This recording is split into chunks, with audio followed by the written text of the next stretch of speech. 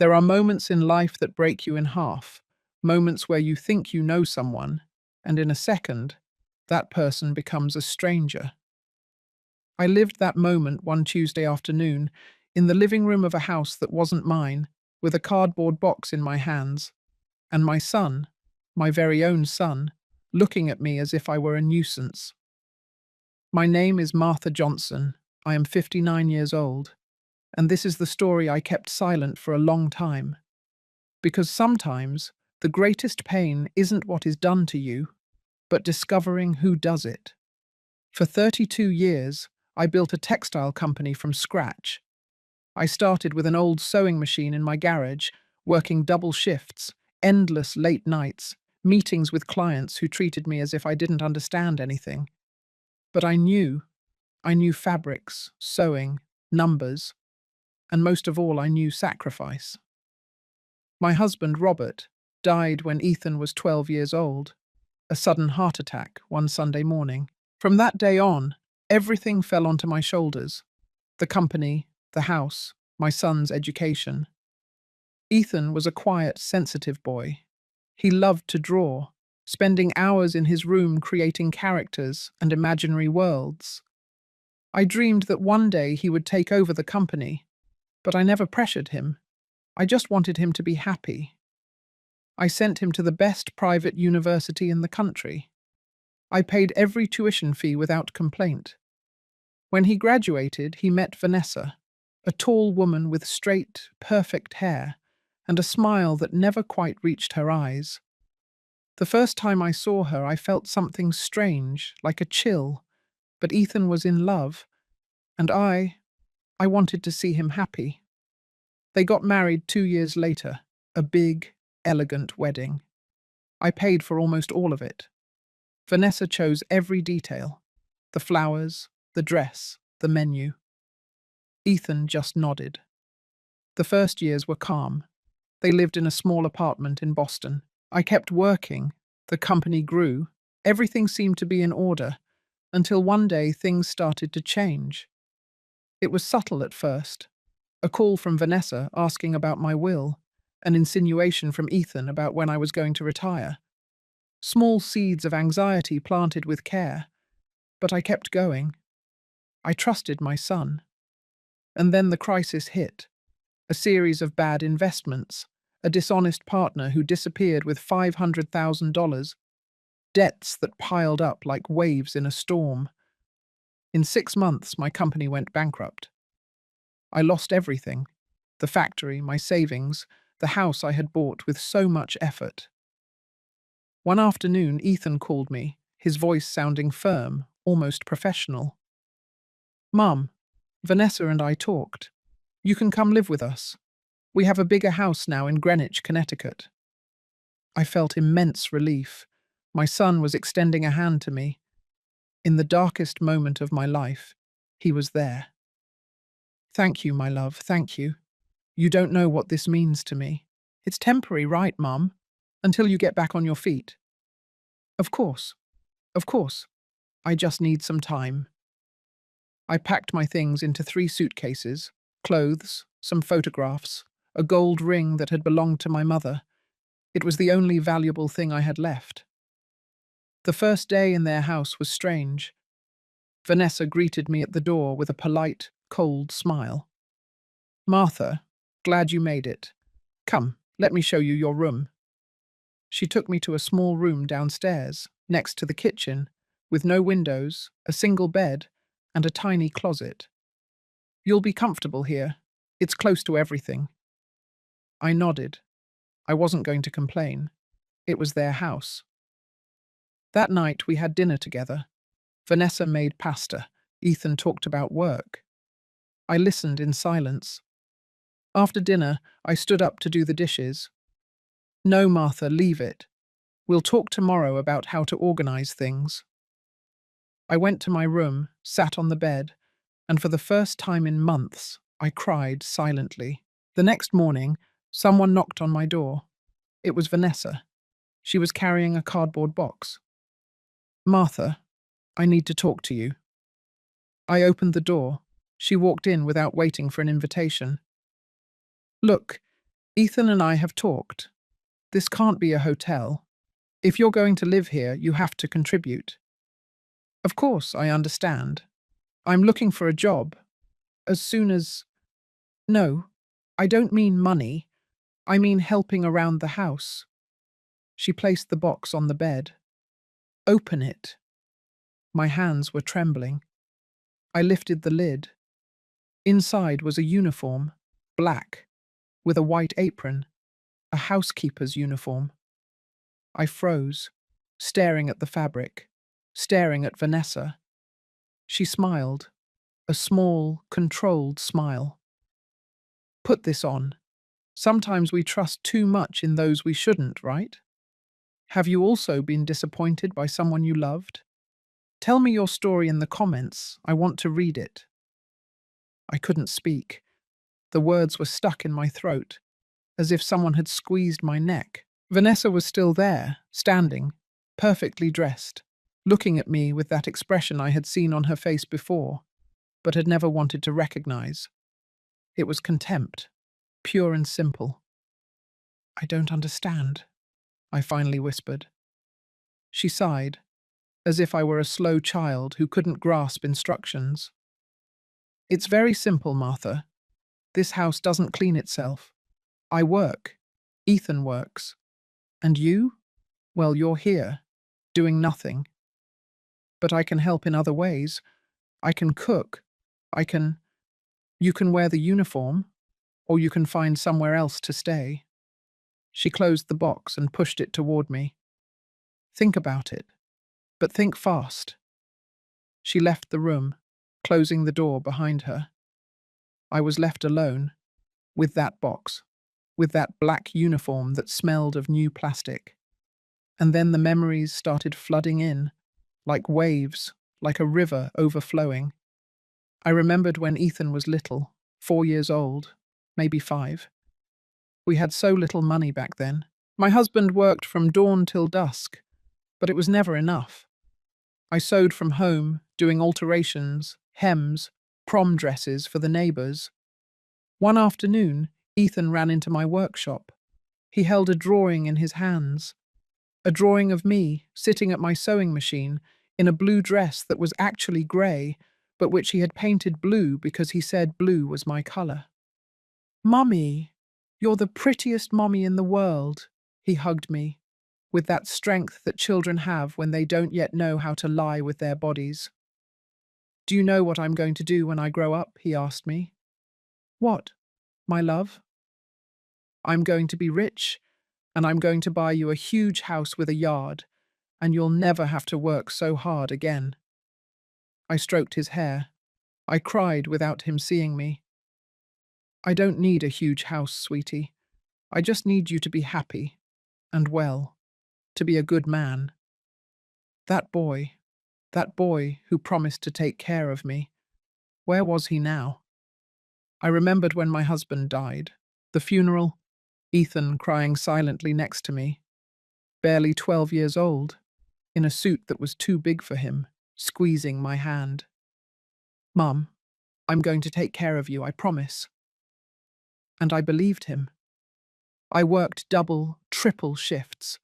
I took jobs that humiliated me, clients who treated me as if I knew nothing, nights without sleep, days without eating properly, all so he could study, so he could have a better future than mine. When I opened my first small factory, Ethan was 17. He came with me on opening day. It was just him, me, and Mr. Henderson, my first employee. "Someday this is all going to be yours, Ethan. Everything I'm building is for you." He smiled, hugged me. "Thank you, Mum, for everything." When did he change? At what moment did he stop being the boy who drew me in blue dresses and become a man who could look at me with indifference? I tried to remember, to find the exact moment. Maybe it was when he met Vanessa. She came from a wealthy family, divorced parents, a mother who lived in Palm Beach, Florida, with her third husband. Vanessa spoke with that tone people have, who have never had to worry about money, as if the world owed them something. The first time she came to my house, She looked at everything with that polite smile that doesn't hide judgment. The old furniture, the faded curtains, the small kitchen where I had prepared food for 100 family events. Cozy, she said. Ethan apologized, as if he had to ask forgiveness for the house where he grew up. After that visit, he started changing, subtly. He stopped coming over as often. When he did come, he didn't stay long. He always had an excuse: a meeting, an engagement, dinner with Vanessa's parents. Mom, you have to understand.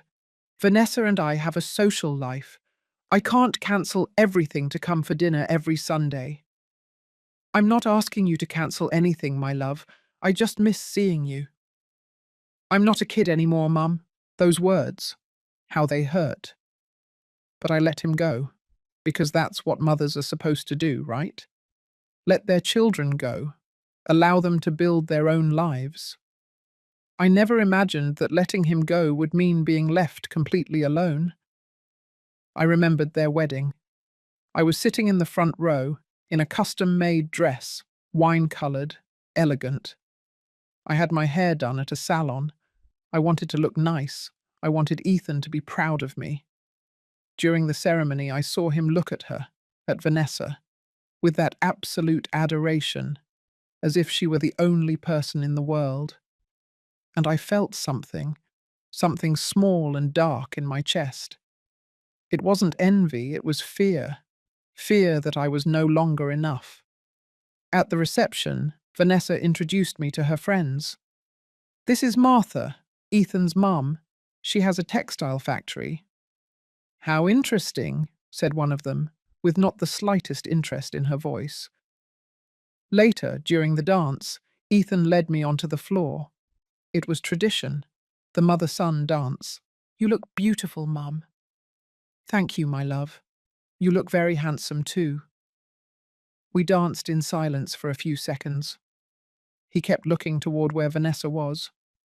I looked at his face, searching for my son. Are you happy, Ethan? Very, Mum. Very happy. That's all that matters to me. I lied. It also mattered to me that he was still the boy who loved me, but I didn't tell him that. The first years of their marriage were quiet. I kept working. The company was doing well. We weren't millionaires, but we were stable. Ethan worked at a graphic design company, Vanessa in a high-end clothing boutique. I invited them to dinner every 2 weeks. Sometimes they came, sometimes they didn't.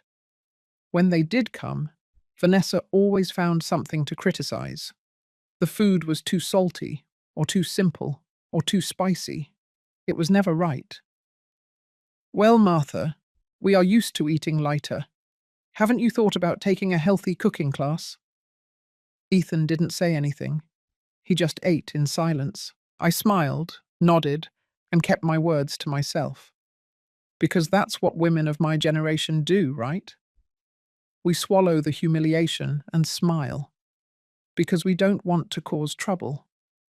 I remembered the last Thanksgiving before the bankruptcy. I had prepared a big dinner. I had invited Ethan and Vanessa, my sister, and some cousins. Vanessa arrived late, in a very expensive dress, with very high heels. Oh, Martha, sorry. We had dinner with Ethan's partners, but we said no. We have to spend at least a little time with family. At least a little time. As if being with me were an obligation, a chore. During dinner, Vanessa talked about their plans. They wanted to buy a bigger house, in Greenwich, or in Beverly Hills. Of course, we don't have the full down payment yet. But soon, she looked at Ethan. He looked at his plate. Afterward, when everyone had left, I found an envelope on the dining room table. Inside was a note from Ethan. Mum, I need to ask you a favor. Could you lend me $50,000? It's for the down payment on the house. I promise I'll pay you back in 6 months. $50,000. I had it. It was my emergency savings. But I had it. The next morning, I transferred the money to him. He never paid me back. He never mentioned it again. And I never asked him for it. Because that's how mothers are. We give, and we don't ask for a receipt. Now, sitting in that small room with that box on the bed, I understood something. I understood that I had allowed all of this. I had allowed Vanessa to talk to me with contempt. I had allowed Ethan to abandon me emotionally. I had allowed them to treat me as if I didn't matter. Because I was afraid. Afraid of losing my son. Afraid of being completely alone. But now, what more could I lose? I opened the box again. I took out the uniform. I spread it out on the bed. Black, starched, with a white apron that had lace on the edges. A uniform. For the woman who had built a company from scratch. For the woman who had raised a son alone. For the woman who had worked until her fingers bled on that old sewing machine. A maid's uniform. I touched the gold ring on my finger. My mother's ring. It was the only thing I had left of her. The only valuable thing I had managed to save from the bankruptcy. My mother had been a domestic worker all her life. She worked in big houses, in houses where they treated her well, and in houses where they treated her as if she were invisible. She never complained. She worked until the last day of her life. She gave me everything she could. Education, values, and this ring. Daughter, this ring is yours. But promise me something. Promise me you're going to have a different life, that you're going to study, that you're going to be somebody. I did it, Mum. I was somebody. And now I'm here. I put the uniform back in the box. I pushed it under the bed. I was not going to wear it. I still didn't know what I was going to do. But not that. I left the room. I went to the kitchen. Vanessa was there, drinking coffee, checking her phone. Did you try on the uniform yet? I need to speak to Ethan. Ethan already left for work, and he agrees with this, Martha. It was both our idea. I sat down. My legs were shaking. Vanessa, I have always treated you with respect. From day one, I have never interfered in your marriage. I have never criticized anything. Why are you doing this to me? She put down her phone, looked at me, directly in the eyes. Because I can. 3 words. Because I can. And in that moment, I knew. I knew this wasn't just about helping around the house. This was about power, about humiliation, about putting me in my place. Besides, Martha, let's be honest. What else do you have? You lost your company. You lost your house. You have no money. You have nowhere to go. Here you have a roof, food. It's not so bad, is it? I stood up. My hands were shaking so much I had to lean on the table. I'd rather sleep on the street. Oh, Martha, don't be so dramatic. I went back to my room, closed the door, and for the first time in months, I didn't cry. I was too angry to cry. I took out my suitcase. I started packing. I didn't know where I was going. I didn't have a plan. But I wasn't going to stay here. Then I heard the front door. Footsteps. Ethan's voice. I came out of the room. He was in the living room taking off his tie. Ethan, I need to talk to you. He looked at me, tired. Mum, what's wrong? Are you seriously asking me that?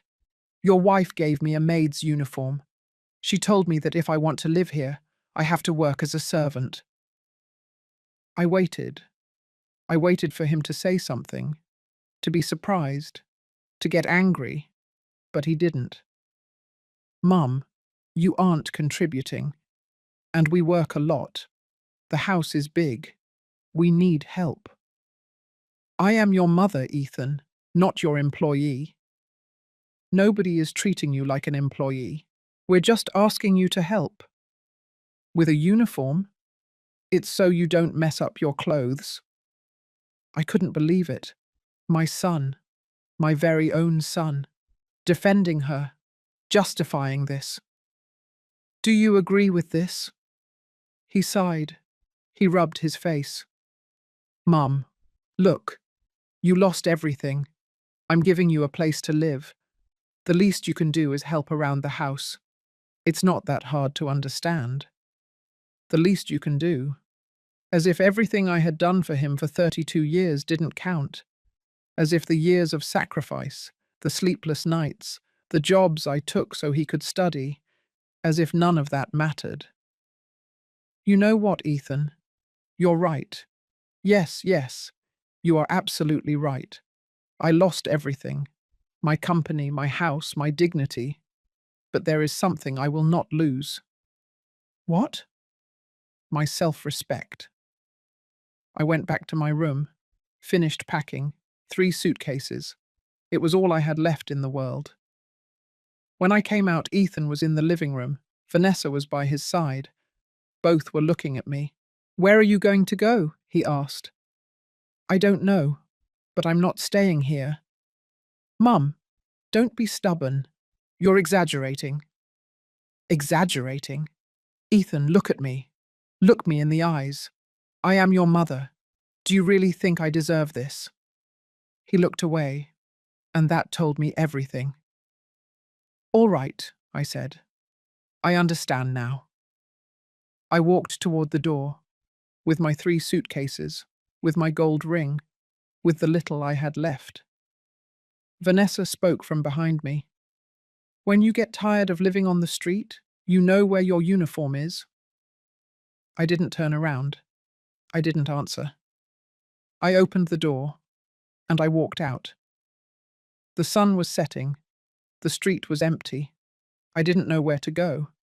I didn't have enough money to rent anything. I had perhaps $300 in my account, enough for a week in a cheap hotel, maybe 2 if I ate very little. But I was going to find a way, because I had survived worse things. And if life had taught me anything, it was this. When you think you've hit rock bottom, there's always a way to get back up.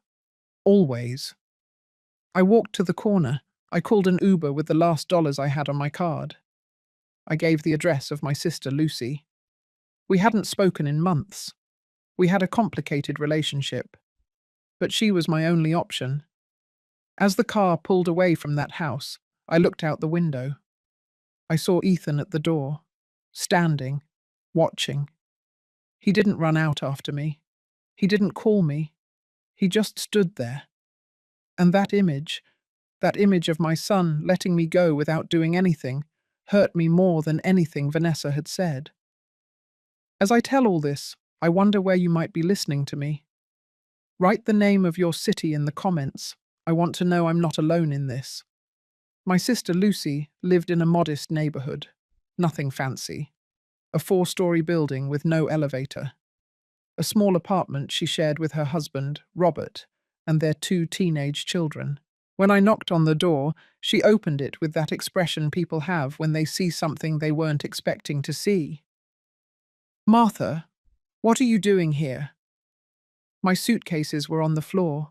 My face was probably swollen from holding back tears the entire ride. Can I come in? She stepped aside.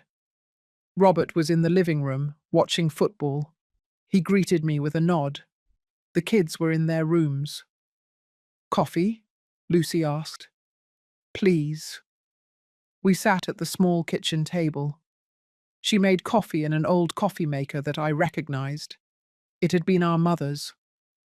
What happened, Ja? She asked bluntly. I told her everything. The uniform, Vanessa, Ethan, the way I had left.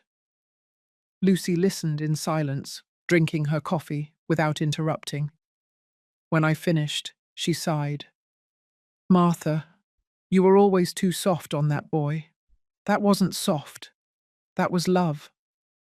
That was spoiling him. You gave him everything. And look now. I didn't have the energy to argue. Maybe she was right. Maybe she wasn't. It didn't matter anymore. Can I stay here? Just for a few days? Until I find something? Lucy looked toward the living room where Robert was. The apartment is small, Martha. We don't have extra space. I can sleep on the couch. I won't be a bother. I promise. It's not that. It's just Robert and we're going through a difficult time financially. He lost his job 3 months ago. We're living off my salary, and it's barely enough. I nodded. Of course. Of course I couldn't stay. I understand. Sorry for showing up like this without warning. Wait, I didn't say you couldn't stay. Just give me a few days. I need to talk to Robert. Get organized. Okay? Okay. I stayed that night. I slept on the couch. A sunken couch that smelled musty, but it was soft, and my sister had given me a clean blanket. I couldn't sleep. I stared at the ceiling, the water stains, the light bulb that flickered. How had I ended up here? A year ago, I had my own house, my company, employees, respect, and now I was here, on my sister's couch, without a dollar, without a plan. The next morning, Lucy made me scrambled eggs, toast, coffee. Martha, I really am sorry. I wish I could offer you more, but things are tough. I know. Don't worry. I'll find something. Do you have a plan? I'm going to look for work. Anything. Something that will allow me to rent a room, even something small. And your company? Is there no way to get it back? No. The debts were too big. I had to declare bankruptcy. I lost everything. The clients, the machinery, everything. She shook her head. And can't Ethan help you financially? Even a little? I won't ask him for anything. After what happened, I'd rather starve. Oh, Martha, always so proud. It's not pride, Lucy. It's dignity. I stayed at her house for 3 days. 3 days during which I went out every morning to look for work. I walked all over the neighborhood. I went into stores, restaurants, offices. Do you have sales experience? Well, I had my own textile company for 32 years. We're looking for someone younger, someone who can lift boxes. Sorry. Do you know how to use computers? Yes, of course. I handle Excel, email. We're looking for someone with experience in social media, Instagram, TikTok, those kinds of things. Can I learn? We're sorry. Thanks for coming. One after another. Closed doors, looks of pity, or worse, looks of indifference. One afternoon, I went into a fast food restaurant. They were hiring. How old are you? Asked the manager, a guy who couldn't have been more than 25. 59. The work here is very hard. You have to be on your feet for many hours. You have to move fast. I don't know if you... I can do it. I worked in a factory for 32 years. I know what hard work is. Leave us your number. If something opens up, we'll call you. They never called me. The fourth night at Lucy's house, I heard voices, Lucy and Robert arguing in their room. She can't stay here forever, Lucy. I know, but she's my sister. Your sister who always had more than us, who never helped us when we needed it. That's not true. She invited us for dinner many times. Dinner? That's helping. When I lost my job 3 years ago, do you remember we asked her for a loan? Do you remember what she said? Silence. She said her company was going through a bad time, that she couldn't, and 2 weeks later we saw her on Facebook at an expensive restaurant with Ethan. Robert, please, look, I don't want to be mean, but we have our own problems. We can't be supporting your sister. I closed my eyes. I held back the tears. He was right.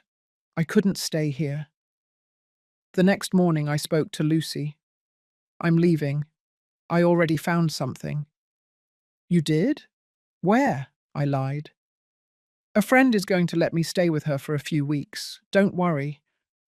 Are you sure? Yes. And thank you, really, for these days. She hugged me. A quick, uncomfortable hug. Take care, Martha. I took my suitcases. I left. I didn't have any friends. I had nowhere to go. I walked to a nearby park. I sat on a bench. I took out my phone. I checked my bank account. $120. That was it. $120 between me and the street. I called some former employees, women who had worked with me for years.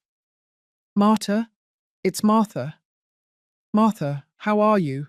I heard about the company. That's so sad. Yes. Listen, I'm calling because I need a favor. What do you need? I'm looking for work. Anything. Do you know of anything? Let me think. You know, my cousin has a dry cleaner. Maybe she needs help. I'll give you her number. Thank you, Marta. I appreciate it a lot. I called Marta's cousin. She set up an interview for the next day. The dry cleaner was in a working-class neighborhood. Small, it smelled of chemicals and steam. The owner was named Gabriella, a robust woman, about 40, with her hair pulled back in a tight ponytail. So you worked in textiles? Yes, 32 years. I had my own factory. Huh? Well, this isn't a factory. Here we wash clothes, we iron, all by hand. It's hard work. I can do it. The pay is low, $350 a week, no benefits. Hours from 8 in the morning to 7 at night, Monday through Saturday. I did the math mentally. $1,400 a month. Barely enough to rent a room and eat. It's fine. Can you start tomorrow? Yes. Okay. Bring comfortable clothes and be ready to sweat. I left there with a job. It wasn't much, but it was something. I looked for rooms for rent online. I found one 10 minutes from the dry cleaner, $400 a month. A small room in a rundown apartment building, shared bathroom, no kitchen. I took it. The owner of the building was an elderly woman, Mrs. Carmen. She looked me up and down. Are you alone? Yes. No husband? No children? No one. I don't want any trouble here. No parties. No late-night visitors. There won't be any trouble. Payment is due up front, every month.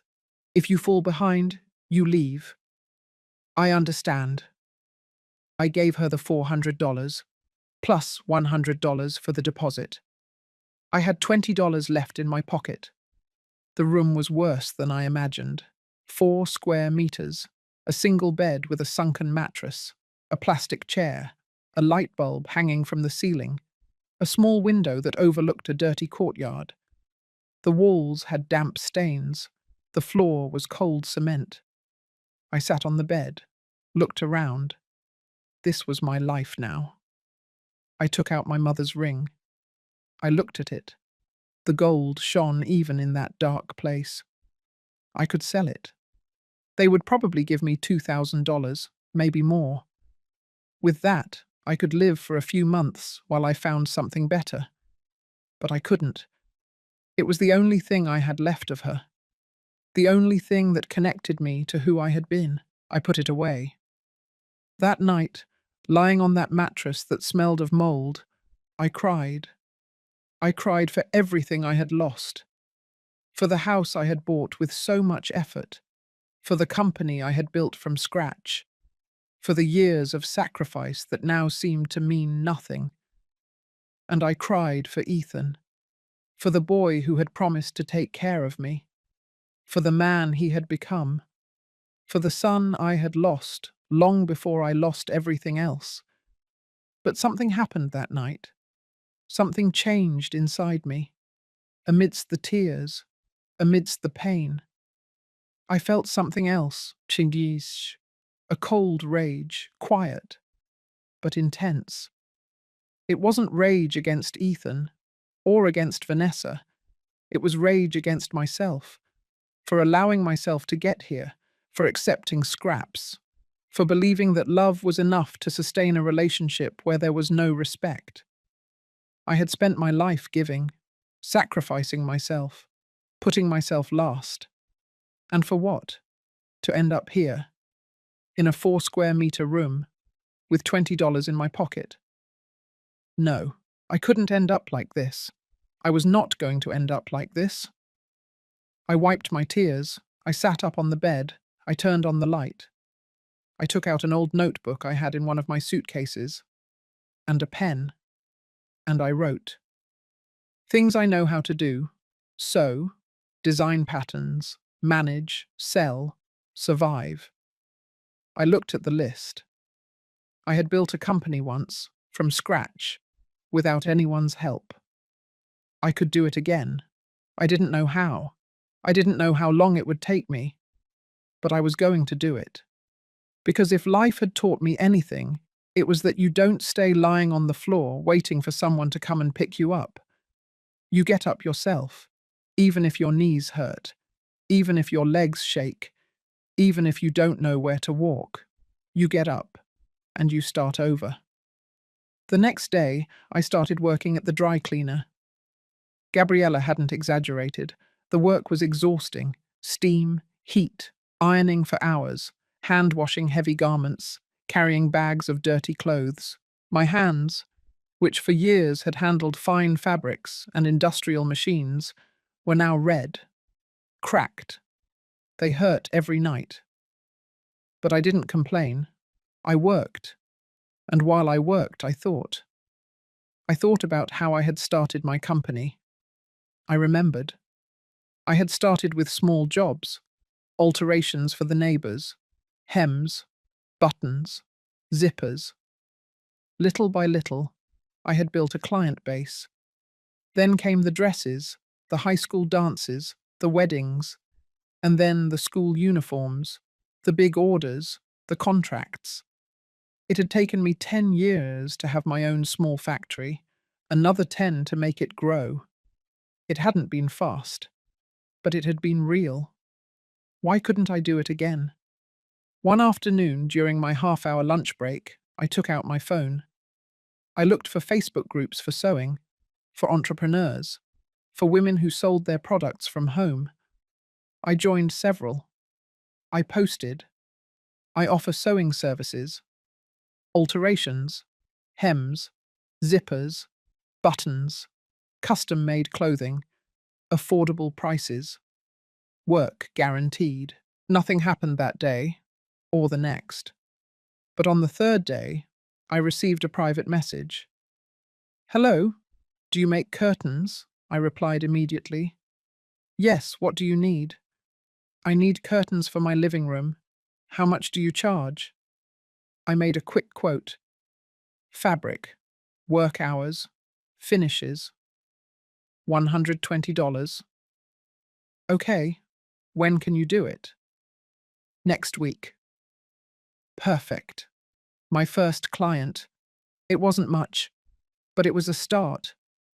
I bought fabric with the money I had left from my first paycheck at the dry cleaner. I worked all Sunday night. My hands trembled with exhaustion, but I finished the curtains. They came out perfect. The client was delighted.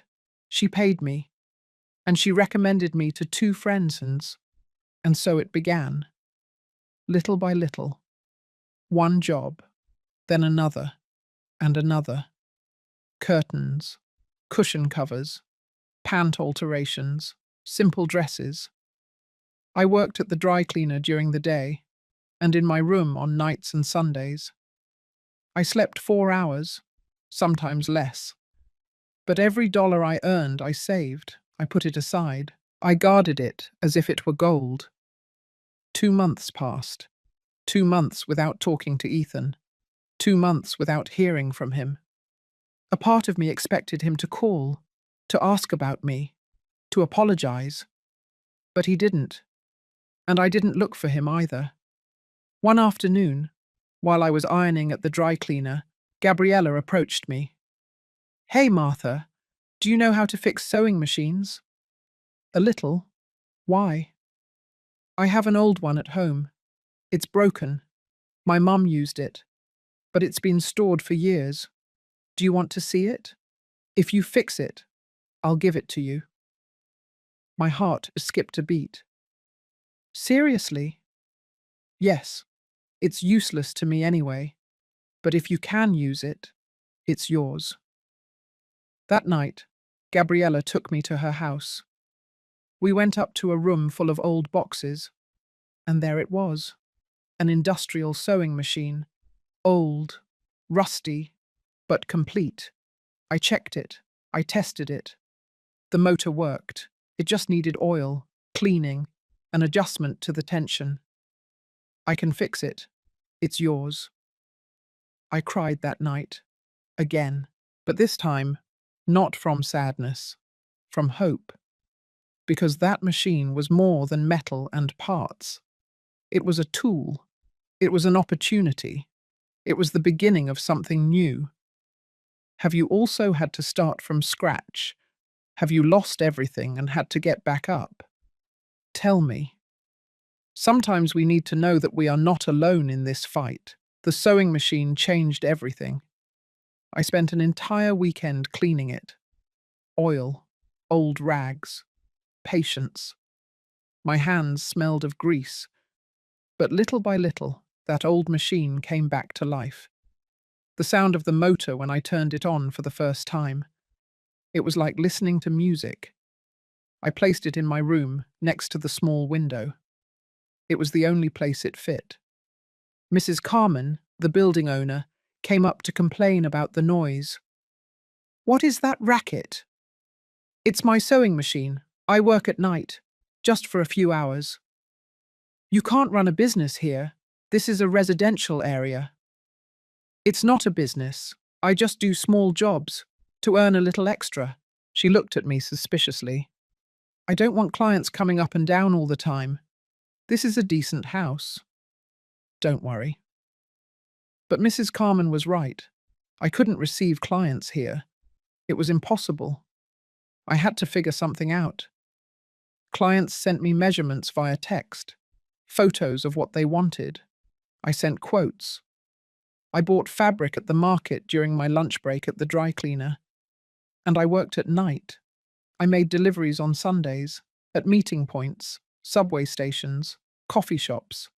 It was exhausting. But the orders started to grow. One client recommended me to her sister, that sister to her work friends, those friends to their neighbors. Word of mouth. In 3 months, I was earning almost as much sewing as I was at the dry cleaner. But I couldn't leave the dry cleaner yet. It was my sure income, the solid ground beneath my feet. One afternoon, while I was ironing, I felt my phone vibrate in my pocket. It was an unknown number. I hesitated, but I answered. "Hello? Mom?" My heart stopped. "Ethan." "It's Ethan," he said. As if I wouldn't know. As if I wouldn't recognize his voice after having heard it for 32 years. "What do you want?" My voice came out colder than I expected. I wanted to know how you were. Now you care. Mum, please, let's not start this way." "Start this way?" "Ethan, you kicked me out of your house. You gave me a maid's uniform. What did you expect?" Silence. "I didn't kick you out. You left. Because you didn't give me a choice." "There are always options, Mum." That phrase hurt me, as if I had chosen this, as if I had wanted to end up working in a dry cleaner, living in a 4 square meter room. "Why are you calling, Ethan?" Because you're my mum, and it's not right that we don't talk." "And Vanessa? Does she also think it's not right?" "Vanessa? has nothing to do with this. Of course she does. She was the one who gave me that uniform. She was the one who told me I could wear it or leave. She just… Look, things got out of hand. Maybe it was a mistake. But you also got really dramatic. Dramatic. That word. I see, I said. Anything else? Mom, don't be like that. I'm calling you so we can fix this. Fix what, exactly? Do you want me to come back? Do you want me to put on the uniform and clean your house? No, I wasn't going to say that. I want us to talk, like adults. Okay, let's talk. Are you going to apologize to me? Apologize for what? For letting your wife humiliate me, for not defending me, for making me feel like a nuisance. I didn't do that. You didn't do anything, and that is exactly the problem. Mum, you knew we were going through a difficult time. The house is expensive. Vanessa and I work a lot. We just wanted you to pitch in. Pitch in? Ethan, I am your mother, not a tenant, not an employee. I know you're my mother. That's why I'm calling you. How long did it take you to call me? 3 months? 2.5 months. Oh, sorry. 2.5 months. Much better. I was waiting for you to get over being angry. It's not anger, Ethan. It's disappointment. Long silence. I could hear him breathing. Where are you living? He finally asked. It's not your problem. Yes, it is my problem. You're my mum. Now I'm your mum. 2.5 months ago, I was a nuisance. I never said that. You didn't have to say it. Are you okay? Do you have a place to live? Do you have money? I'm fine. I'm working. I have a room. I'm surviving. What are you working at? I hesitated. I didn't want to tell him. I didn't want to give him the satisfaction of knowing that I, who had had my own company, was now ironing other people's clothes. But I also didn't want to lie. At a dry cleaner. Silence. A dry cleaner? Mum, you're a businesswoman. Not anymore. Now I work at a dry cleaner. And you know what? I'm proud of that job. Because it's honest. And it's enough for me to survive. It doesn't have to be like that. Can I what? Go back to your house? Put on the uniform? No, I wasn't going to say that. I can. I can help you with some money, so you can rent something better. For what? I don't want your money. Mom, don't be proud. It's not pride. It's dignity. There's a difference. All right. Whatever you want. I just wanted to know you were okay. Now you know. I'm fine. Can we see each other? Have lunch together? Talk? I don't know, Ethan. I don't know if I'm ready for that. Okay, I understand. But please think about it. I'll think about it. I love you, Mum. Those words. After everything. I love you. What good were those words without actions to back them up? Goodbye, Ethan. I hung up. Gabriella was looking at me from the other side of the shop. Everything all right? Yes, everything's all right. But it wasn't all right. That call stirred everything up inside me. A part of me wanted to believe him, wanted to believe that he really cared, that he had called because he missed me. But another part knew that something wasn't right. Why now? During the entire afternoon while I ironed, I turned the matter over in my mind. And then I understood. Guilt. Ethan was calling out of guilt, not out of love, not because he missed me, but because someone had probably asked him about me, or because Vanessa had told him it looked bad not to talk to his mother. It was a call to clear his conscience. And I had almost fallen for it. Almost. That night, in my room, while I sewed a dress for a high school girl, I thought about my marriage, about my husband, about Robert. He carried his name, although almost no one remembered him now.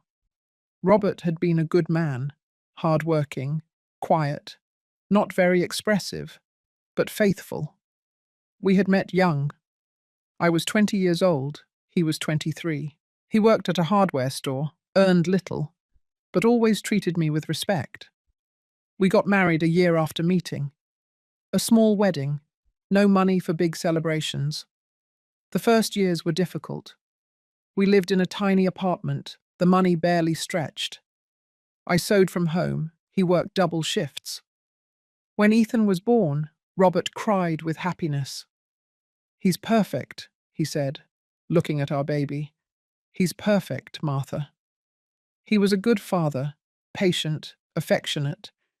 He loved holding Ethan, playing with him. But Robert was never ambitious. He was content with what he had, living day to day. I wasn't. I wanted more, not out of capriciousness, but because I wanted to give my son a better life. I started taking more jobs, looking for clients, dreaming of something bigger. Robert didn't understand. "Why do you want more? We have enough to survive." "But I want Ethan to study, to have opportunities." "He will have opportunities. Does he need to go to expensive schools for that?" We argued. Not much, but we argued. And then he died. A massive heart attack at 38. Ethan was 12. I remember that day as if it were yesterday. Robert woke up early, as always. He had his coffee. He kissed me on the forehead. "See you tonight, my love." Until tonight. Those were the last words we exchanged. At 11 in the morning, I received the call from the hospital. "Are you Robert Miller's wife?" "Yes." "You need to come to the hospital. It's urgent." When I arrived, it was already too late. He had died in the ambulance. The first months after his death were hell, not only because of the pain of losing him, but because of the fear. How was I going to support the house alone? How was I going to pay for Ethan's school? How was I going to survive? But I survived, because I had no other choice. I took more work. I slept 3-4 hours. I got up at 5 in the morning. I worked until midnight. And little by little, I started building something bigger. From small jobs, I moved on to big orders. From big orders to contracts. From contracts to my own small factory. It took years, but I did it. And during all that time, Ethan was my motivation. Everything I did was for him, to give him the life that Robert hadn't been able to give him. So he would have options. So he wouldn't have to struggle like I did. And now that same son had let me go without looking back. He had traded me for a woman who couldn't stand me.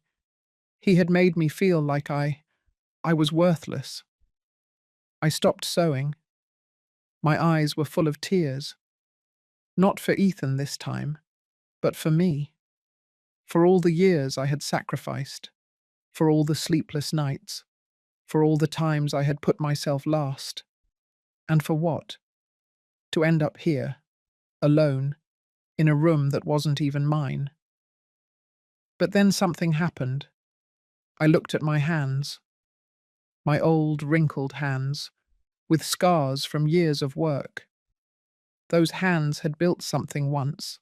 Those hands could build something again. I wiped away my tears. I finished the high school dress. It turned out beautiful, pale pink, with rhinestones on the bodice, flowing tulle on the skirt. The client picked it up on Sunday. She was thrilled. "Mrs. Martha, it's spectacular. My daughter is going to cry with excitement." She paid me $350 and gave me a $50 tip for the beautiful work. $400 in my hands. It wasn't a lot, but it was mine, earned with my effort, with my hands, with my dignity intact. That week, Ethan called again. Mum, did you think about what I told you? Can we meet? Ethan, I'm busy. Working. It'll only be an hour. Coffee, please. I hesitated. A part of me wanted to see him, wanted to see his face, wanted to know if his eyes said the same thing as his words. All right, but not in Greenwich. Somewhere neutral. Where? There's a coffee shop near the Manhattan subway. There. Okay. Saturday at 3. Sunday at 5. Why Sunday? Because I work on Saturday. Okay, Sunday at 5. The days leading up to Sunday were strange. A part of me anticipated the meeting. Another part feared it. What was I going to tell him? What did he expect me to say? Was he going to apologize? Or was he going to keep justifying himself? Sunday arrived. I showered. I put on my best clothes, black pants, a white blouse, clean shoes. I put on light makeup. Not much, just enough so I wouldn't look tired. I looked at myself in the small mirror in my room. I looked older, more grey hair, my face thinner, expression lines more pronounced. But I also looked stronger, as if everything that had happened had hardened me on the outside, but also on the inside. I arrived at the coffee shop 15 minutes early. I ordered a coffee. I sat at a table by the window. I waited. Ethan arrived on time. I saw him enter, searching for me with his eyes. When he found me, he smiled, a small, nervous smile. He came over, sat across from me. Hi, Mum. Hello. He looked good. Ironed shirt, dress pants, expensive shoes. He ordered a coffee too. We both sat in silence for a few seconds. You look good, he finally said. Thanks. How have you been? Working, as I told you. Yes, about that. Are you still at the dry cleaner? Yes, and I'm sewing too. At night. I have quite a few clients now. Clients? Are you starting over? Something like that. He nodded. He took a sip of his coffee. Mum, I want you to know that I'm sorry. What happened at the house? It shouldn't have been that way. No, it shouldn't have. Vanessa and I were stressed. The new house, the expenses, everything. I understand stress, Ethan, but that doesn't justify what you did to me. I know, and I apologize. Does Vanessa apologize too? He hesitated. Vanessa, well, she has her way of being. She's difficult sometimes, but she's not a bad person. Ethan, your wife gave me a maid's uniform. She treated me like garbage, and you didn't say anything. I did say something. Afterward, when you left. What did you tell her? That she went too far, that it wasn't right. And what did she say? She said you were being too dramatic, that it was all your fault for leaving like that. Of course. So she's not sorry. She's complicated, but she loves me and I love her. I'm happy for you both. Mum, don't be like that. Like what? Honest? Cold? I'm not cold. I'm just tired, Ethan. Tired of pretending that everything is fine when it's not. He lowered his gaze. What do you want me to do? Nothing. I don't expect anything from you. That's not true. You want something, otherwise you wouldn't have come. He was right. Why had I come? What did I expect from this meeting? I wanted to see you. I wanted to know if there was still anything left of the boy I raised. The boy who promised to take care of me. I'm still me, Mum. No, you're not that boy anymore. And maybe I'm partly to blame. Maybe I gave you too much. Maybe I never taught you to value what you had. Don't say that. It's the truth. I gave you everything, and I never asked for anything in return. And now that I needed you, you weren't there. His eyes filled with tears. I wanted to be there. But Vanessa doesn't own you, Ethan. You chose. You chose to support her. And that's fine. She's your wife. But don't pretend that it doesn't hurt me. It hurts me too. Oh yeah? Does it hurt you? Because you didn't call me for 3 months. You didn't ask where I was, if I was okay, if I had food. Nothing. I thought you needed space. Space. How convenient. He took my hand across the table. Mom, please. I don't want to fight. I want us to fix this. I gently pulled my hand away. Fix what, exactly? Our relationship. You can't fix something that broke this deeply, Ethan. Not this fast. Then give me time. Give me a chance to earn back your trust. Okay, I'll give you time. But I'm not going back to your house, and I'm not going to pretend that everything is fine. I'm not asking you to do that. What are you asking me for then?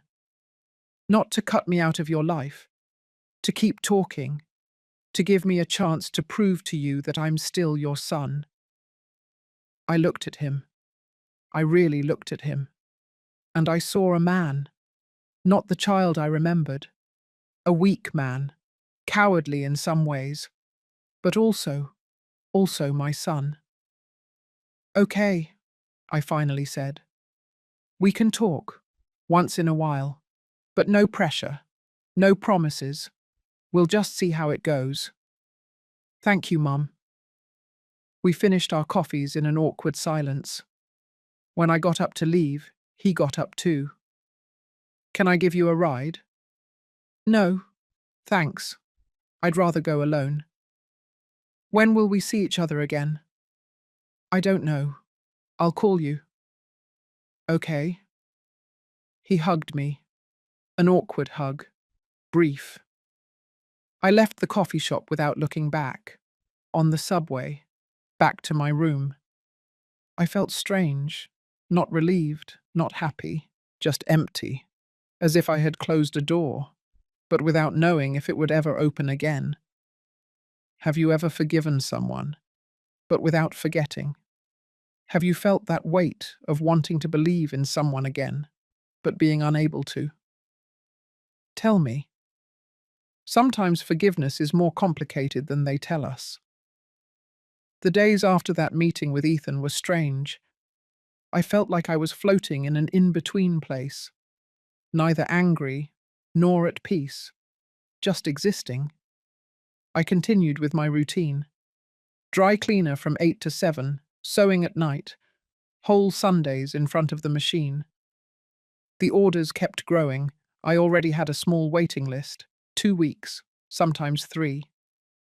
A client asked me for 5 bridesmaid dresses for a wedding in December. Can you have them ready by December 15th? We were at the end of October. Yes, but I need a down payment to buy the fabric. Of course. How much? Half. $750. Perfect. I'll deposit it today. $750. It was the largest amount I had received since I started over. With that money, I was able to buy better quality fabric, thread, interfacing, invisible zippers, everything I needed. One afternoon, while I was cutting patterns in my room, Mrs. Carmen knocked on my door. Martha, I need to talk to you. I opened it. She had her "I'm here to complain" face on. Look, for several Sundays now, people have been coming to see you, to pick things up, and I don't like that. They are my clients. They only come to pick up their orders. They don't make noise. They don't cause trouble. I don't care. This is a residential area. You can't have a business here. It's not a business. I just do small jobs. Whatever. Either you stop having people here, or I'll look for somewhere else for you to live. She closed the door. I sat on the bed, trembling. I couldn't lose this room. I didn't have money for a deposit somewhere else. And with the orders I had, I couldn't afford to move right now. But I also couldn't stop receiving clients. It was impossible. How was I going to deliver the dresses if they couldn't come for them? I thought all night, looking for a solution. And then it occurred to me. Meeting points. I wasn't going to receive any more clients in my room. I would make deliveries at coffee shops, in plazas, in public places.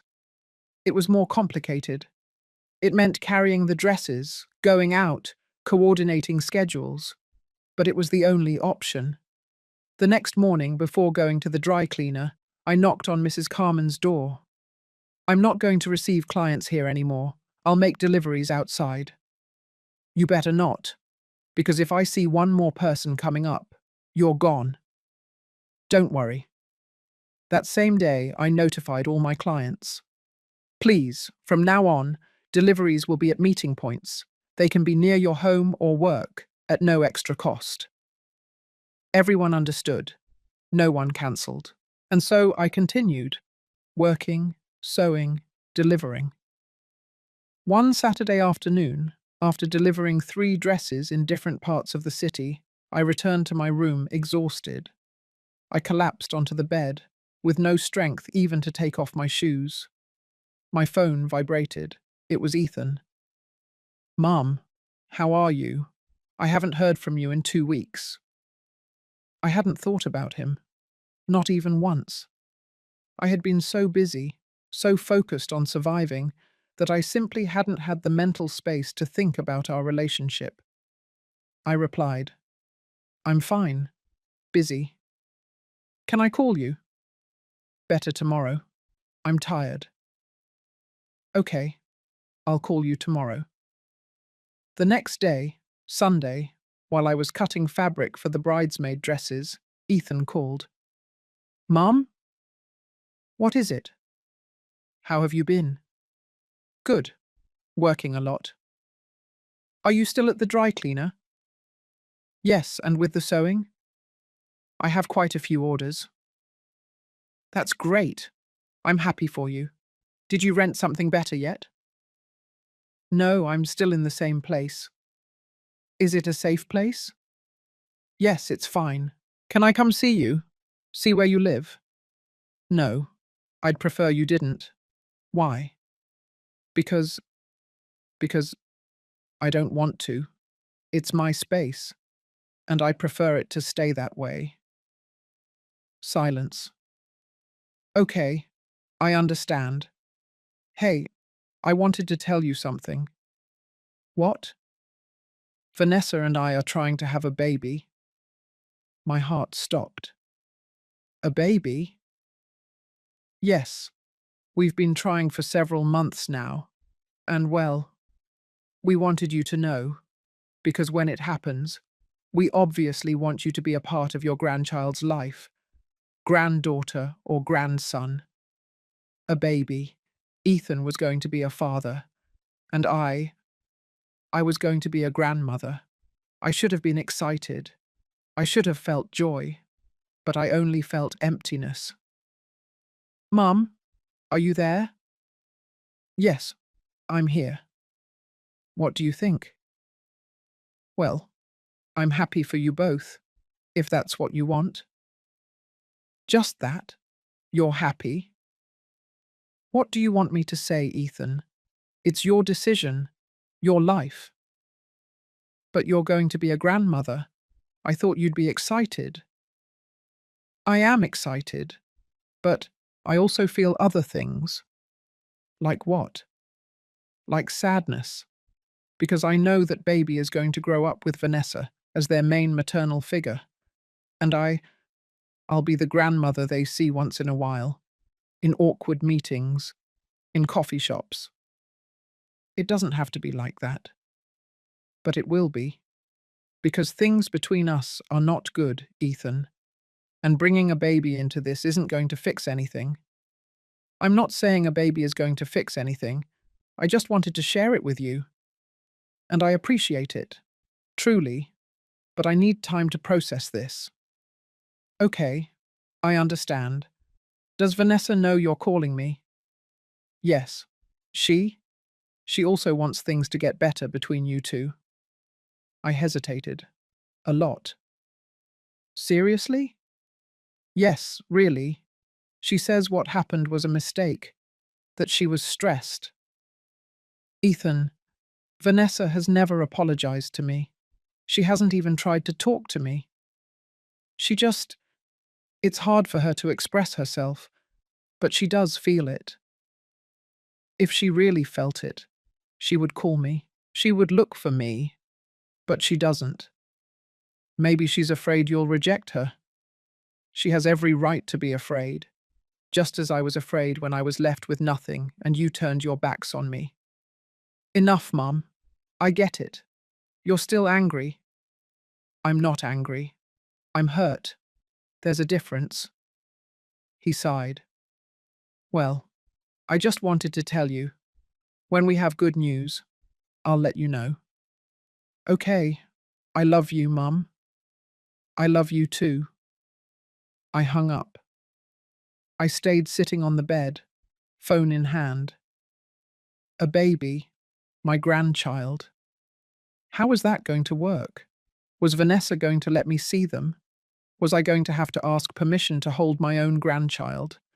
Was I going to have to pretend that everything was fine between us so I could be close to that baby?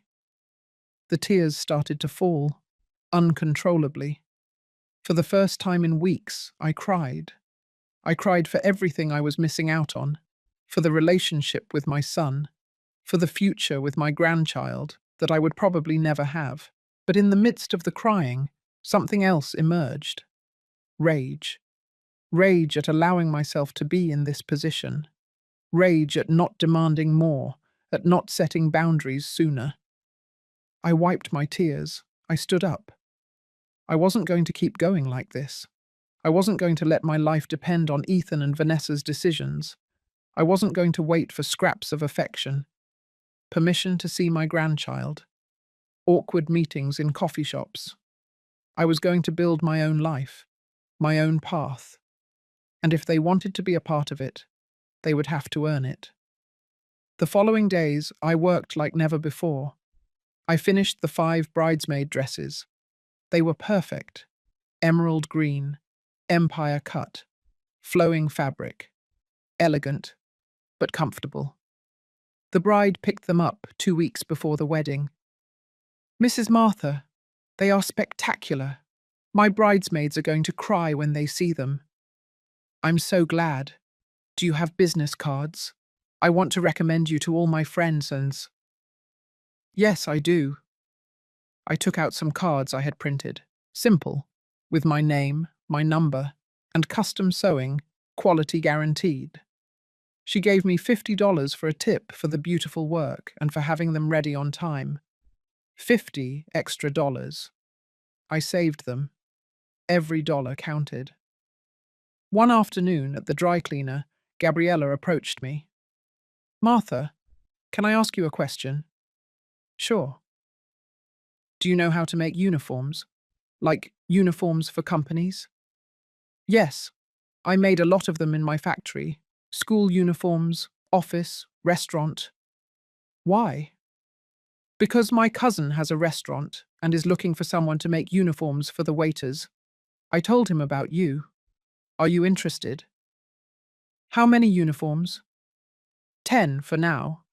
But if they turn out well, he'll need more. He's opening more branches. Yes, of course I'm interested. I'll give you his number. That same night, I called Gabriella's cousin. His name was David. Mrs. Martha, Gabriella told me about you. Can you make restaurant uniforms? Yes. Pants, shirts, aprons, whatever you need. Perfect. How much would you charge for 10 complete uniforms? Black shirt, black pants, white apron. I did quick math. $800 all included. Fabric, labor, finishes. That sounds good to me. How long do you need? 3 weeks? Perfect. Can you come to the restaurant tomorrow to take measurements? Yes. What time? At 10 in the morning, before we open. I'll be there. The next day, I asked permission at the dry cleaner to arrive an hour late. Gabriella covered for me. I went to the restaurant. It was called Home Cooking, a small but nice place, clean, with good decor. David received me, a man in his 40s, friendly, professional. Mrs. Martha, I'm glad you came. Look, what I need is something comfortable, but that looks good. Nothing too formal, but not too casual either. I understand. Do you have a design in mind? Not really, I trust your judgment. Okay, I'll do something classic. Collared shirt, long sleeves that can be rolled up, pants with an elastic waistband for comfort, apron with pockets. Sounds perfect. I took measurements of all the waiters, 8 men, 2 women. When do you need them for? For December 15th. We're having a soft reopening. Can you have them ready before that? By the 10th. Excellent. I'll give you half now. $400. And the rest when you deliver? Perfect. He gave me the money in cash. $400. I left there feeling something I hadn't felt in a long time. Hope. Hope that this could grow, that I could build something real again. That same week I bought fabric. A lot of fabric. Black, white, of good quality. I worked every night, every Sunday. The sewing machine ran until 1, until 2 in the morning. Mrs. Carmen knocked on my door one night. Martha, it's very late. Turn off that machine. Sorry, Mrs. Carmen, I'm almost done. Every day the same story. People want to sleep. I'm sorry. I'll finish earlier tomorrow. But I didn't finish earlier. I couldn't. I had delivery dates, commitments, clients who trusted me. One night, while I was sewing, my phone vibrated. It was a message from an unknown number. Hello, I was given your number. I'm Sophia. I need a wedding dress. Do you make wedding dresses? My heart skipped. Wedding dresses. It was the most complicated, the most delicate, the one with the most pressure, but also the one that paid the best. Yes, I make wedding dresses. When do you need it? By March. I have time, but I want something unique, something I won't find in stores. We can set up an appointment so you can tell me what you have in mind. Perfect. Saturday at 11? Yes. Where? Is there a coffee shop where we can meet? To talk quietly? Yes, there's one in downtown. The Tuscan Cafe. Do you know it? Yes. I'll see you there. On Saturday, I arrived at the cafe 15 minutes early. Sophia arrived on time. A young woman, perhaps 35. Elegant. Confident. Mrs. Martha? Yes. Nice to meet you. Nice to meet you. Thanks for coming. We sat down, ordered coffee. Look, I'll be honest with you. I've been to many stores, and everything I see is too commercial, too standard. I want something different, something that is mine. I understand.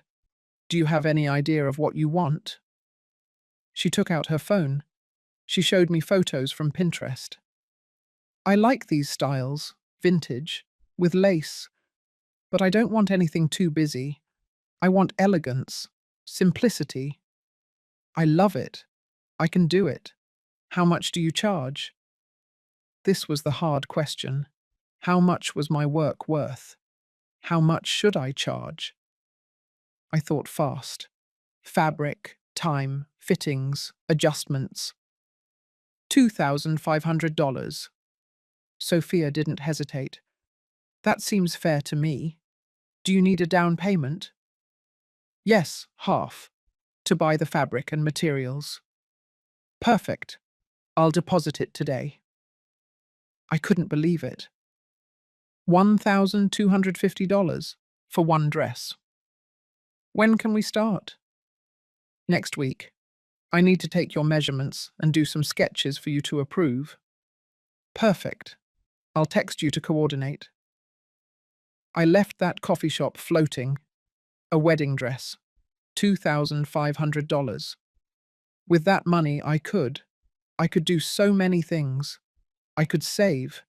I could buy a better sewing machine. I could rent a bigger place. I could build something real.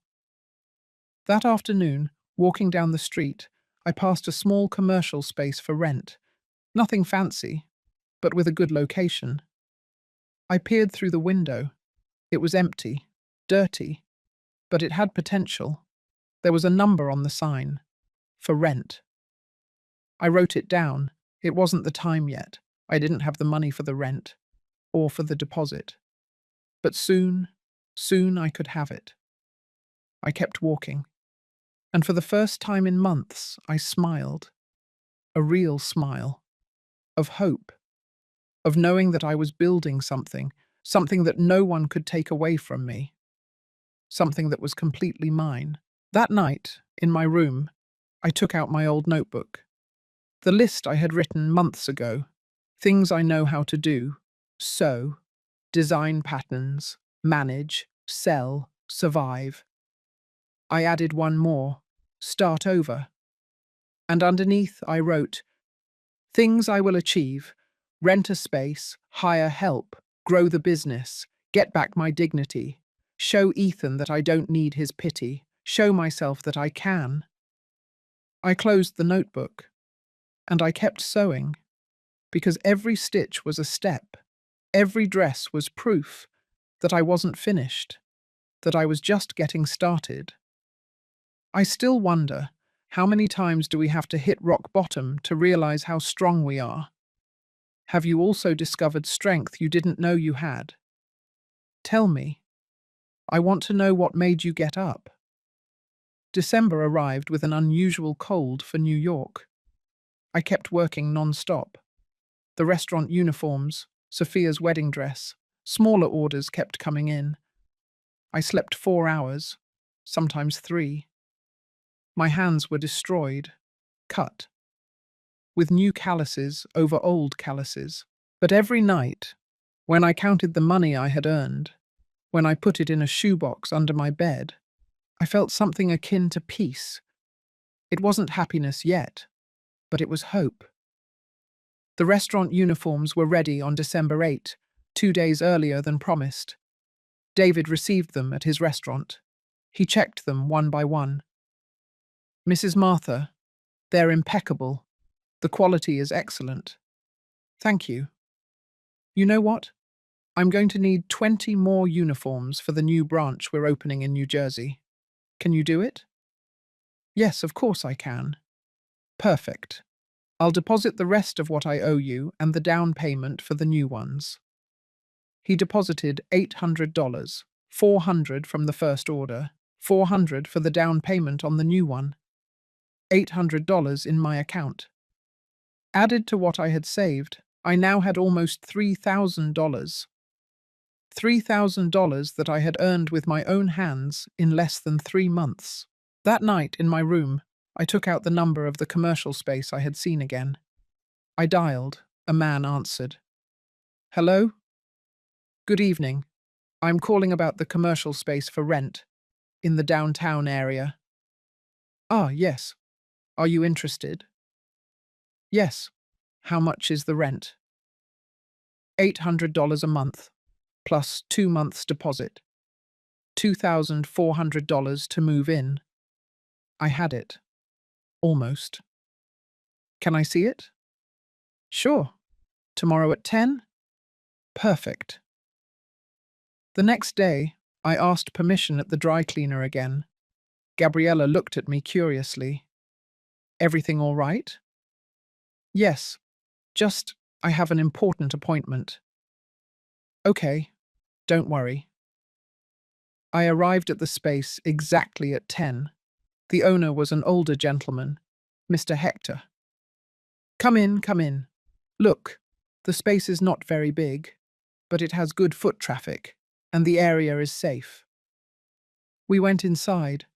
It smelled damp. The walls were stained, the cement floor cracked, but it had potential.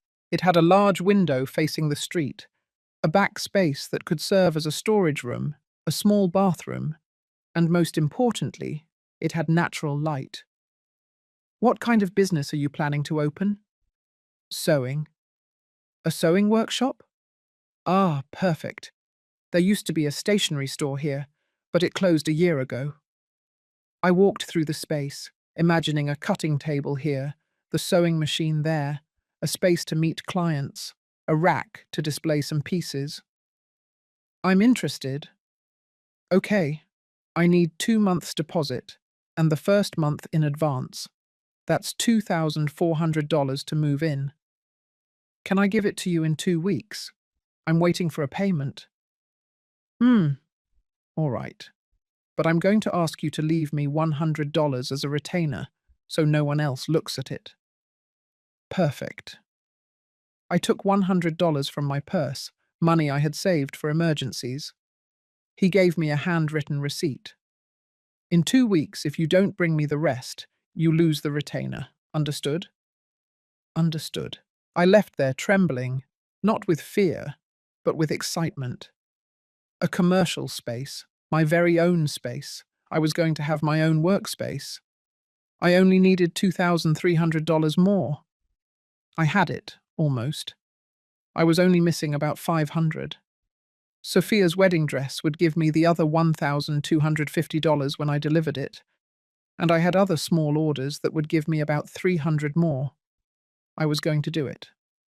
Those days I worked harder than ever.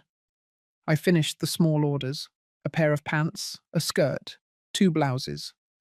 I delivered everything on time. Everything was paid for. And the wedding dress? The wedding dress was taking shape. French lace, A-line cut, open back, short train. It was the most beautiful dress I had made in years. Sophia came every week for fittings girls. Each time she was more delighted. Mrs. Martha, it's perfect. It's exactly what I wanted. It still needs the final adjustments and the hem, but it already looks spectacular. In the third fitting, while I was adjusting the bodice, Sophia asked me, "Do you have children?" The question took me by surprise. Yes, a son. Is he married? Yes. How lovely. Are you going to have grandchildren soon? I was silent for a few seconds. I hope so. You must be excited. Yes, it's complicated. Sophia turned to look at me in the mirror. Complicated why? I don't know why I told her. Maybe because I needed to talk about it. Maybe because Sophia had that energy that makes you feel safe. My son and I don't have a good relationship right now. Things happened, and even though he wants to fix it, I'm not ready yet. What happened, if it's not too intrusive a question? When I lost my company, I went to live with him, and his wife didn't want me there. She made me feel like I was a burden, and my son didn't defend me. Sophia nodded slowly. That hurts, even more when it's your own child. Yes, it hurts a lot. And now? Now I'm here, starting over, alone, and it's okay. I'm learning that I don't need anyone's approval to stand on my own 2 feet. Wow, that's powerful. I didn't have a choice. Sophia looked at me in the mirror, with respect.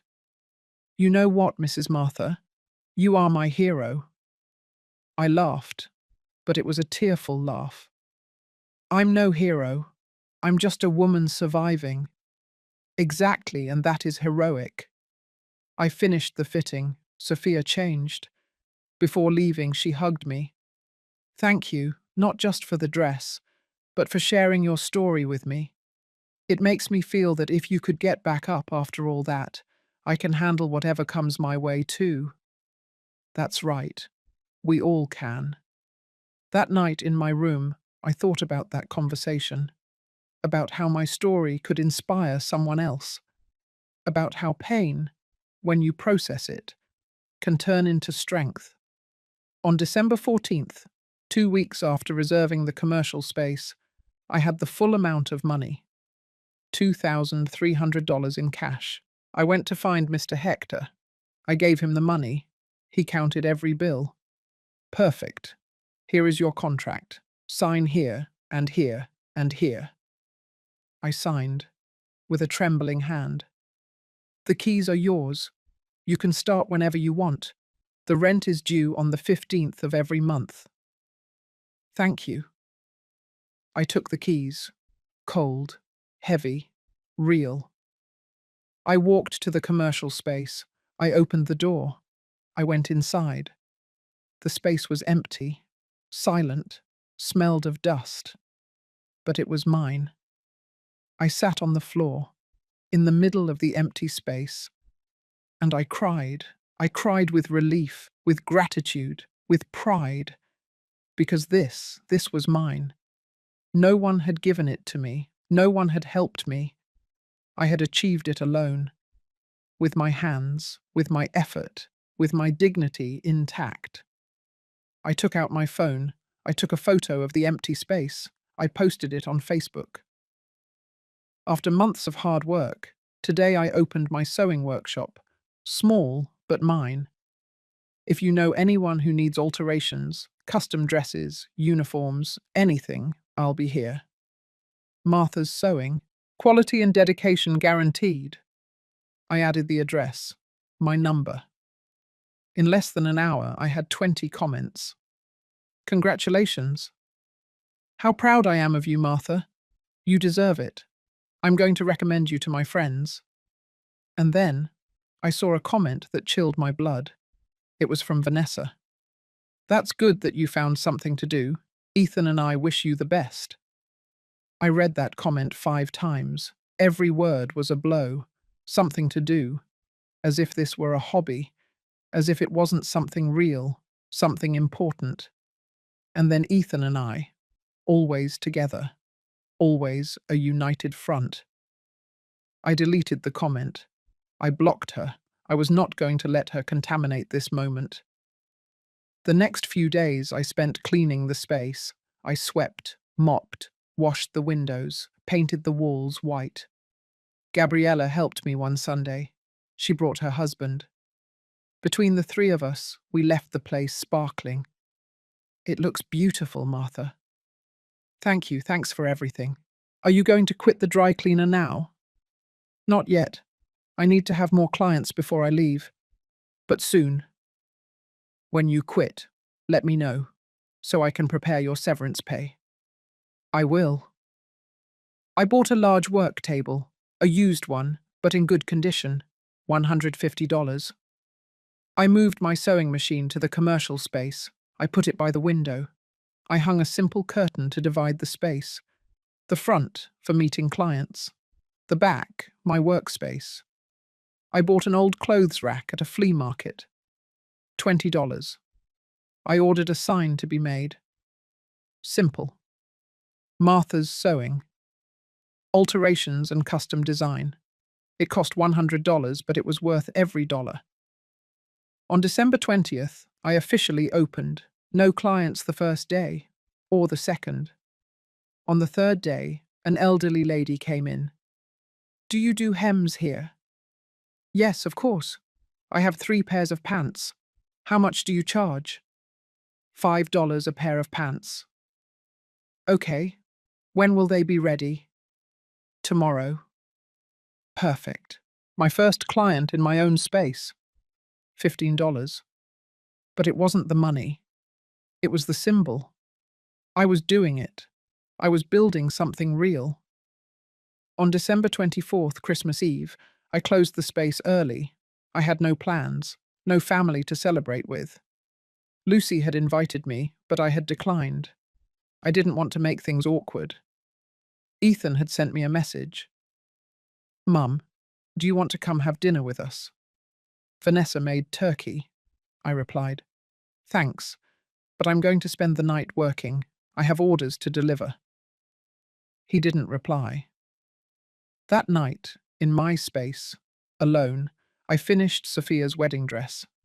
The last stitch, the final adjustment. It was perfect. I hung it on the rack. I looked at it under the lamplight. It was more than a dress. It was proof that I could create something beautiful, even in the middle of chaos, even after losing everything. At 11 o'clock at night, I heard fireworks outside, families celebrating. I was alone, in an empty commercial space, on Christmas Eve. But I didn't feel lonely. I felt free. Free from expectations, free from disappointments, free from depending on anyone else. I took out my phone. I dialed Ethan's number. He answered on the third ring. "Mom, are you okay?" "Yes, I'm fine. I just wanted to wish you a Merry Christmas." "Merry Christmas, Mom.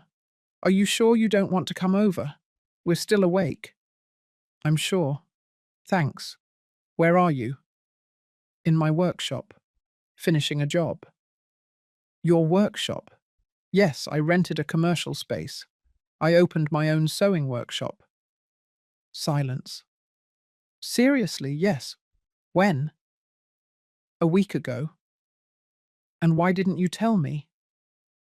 Because I didn't need to. I didn't need your approval or your opinion. I just did it."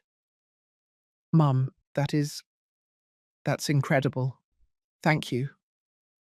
Can I come see it?" "Someday when it's ready." "Okay, I understand. Hey, Mum, What?" "I'm proud of you." Those words. After everything, I'm proud of you. I should have been excited. I should have cried with happiness. But I only felt emptiness. Because those words came late. Too late. "Thanks, Ethan. Take care." "You too." I hung up. I sat on the floor of the space, under the faint light, and I understood something.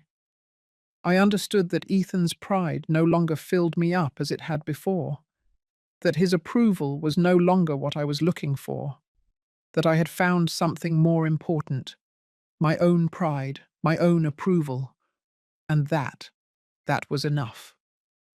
On December 26th, Sophia came for her dress. She saw it. She tried it on. She cried. "It's perfect. It's exactly what I dreamed of."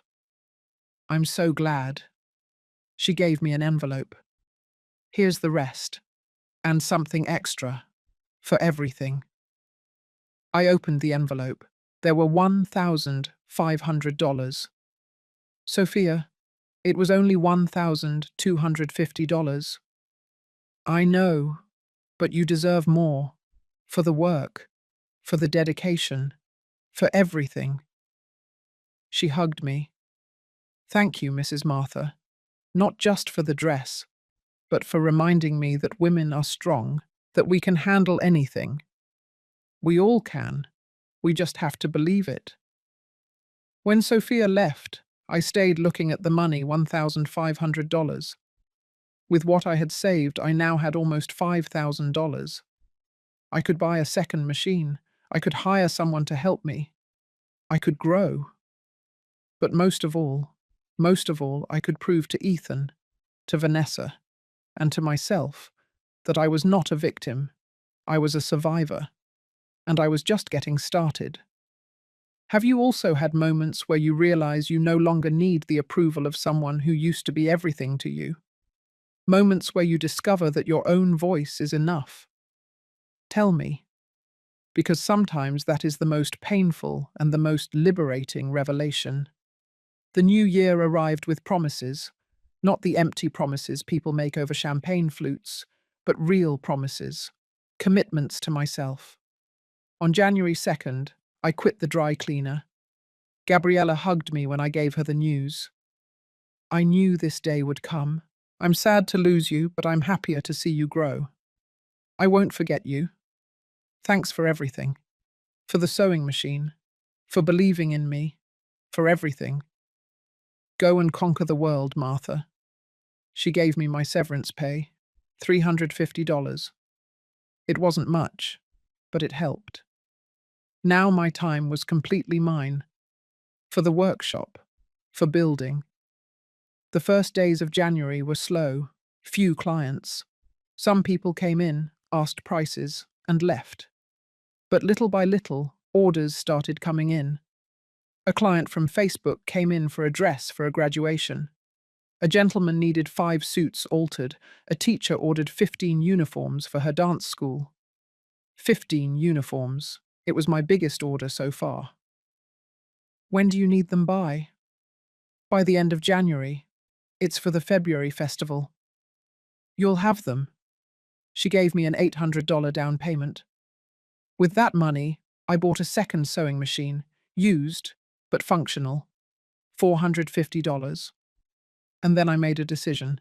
I needed help. I couldn't do it all alone. Not if I wanted to grow. I posted on Facebook, seeking assistant for sewing workshop. Basic experience necessary. Responsible. Dedicated. Interested parties send messages. I received 12 messages in 2 days. I interviewed 5 women.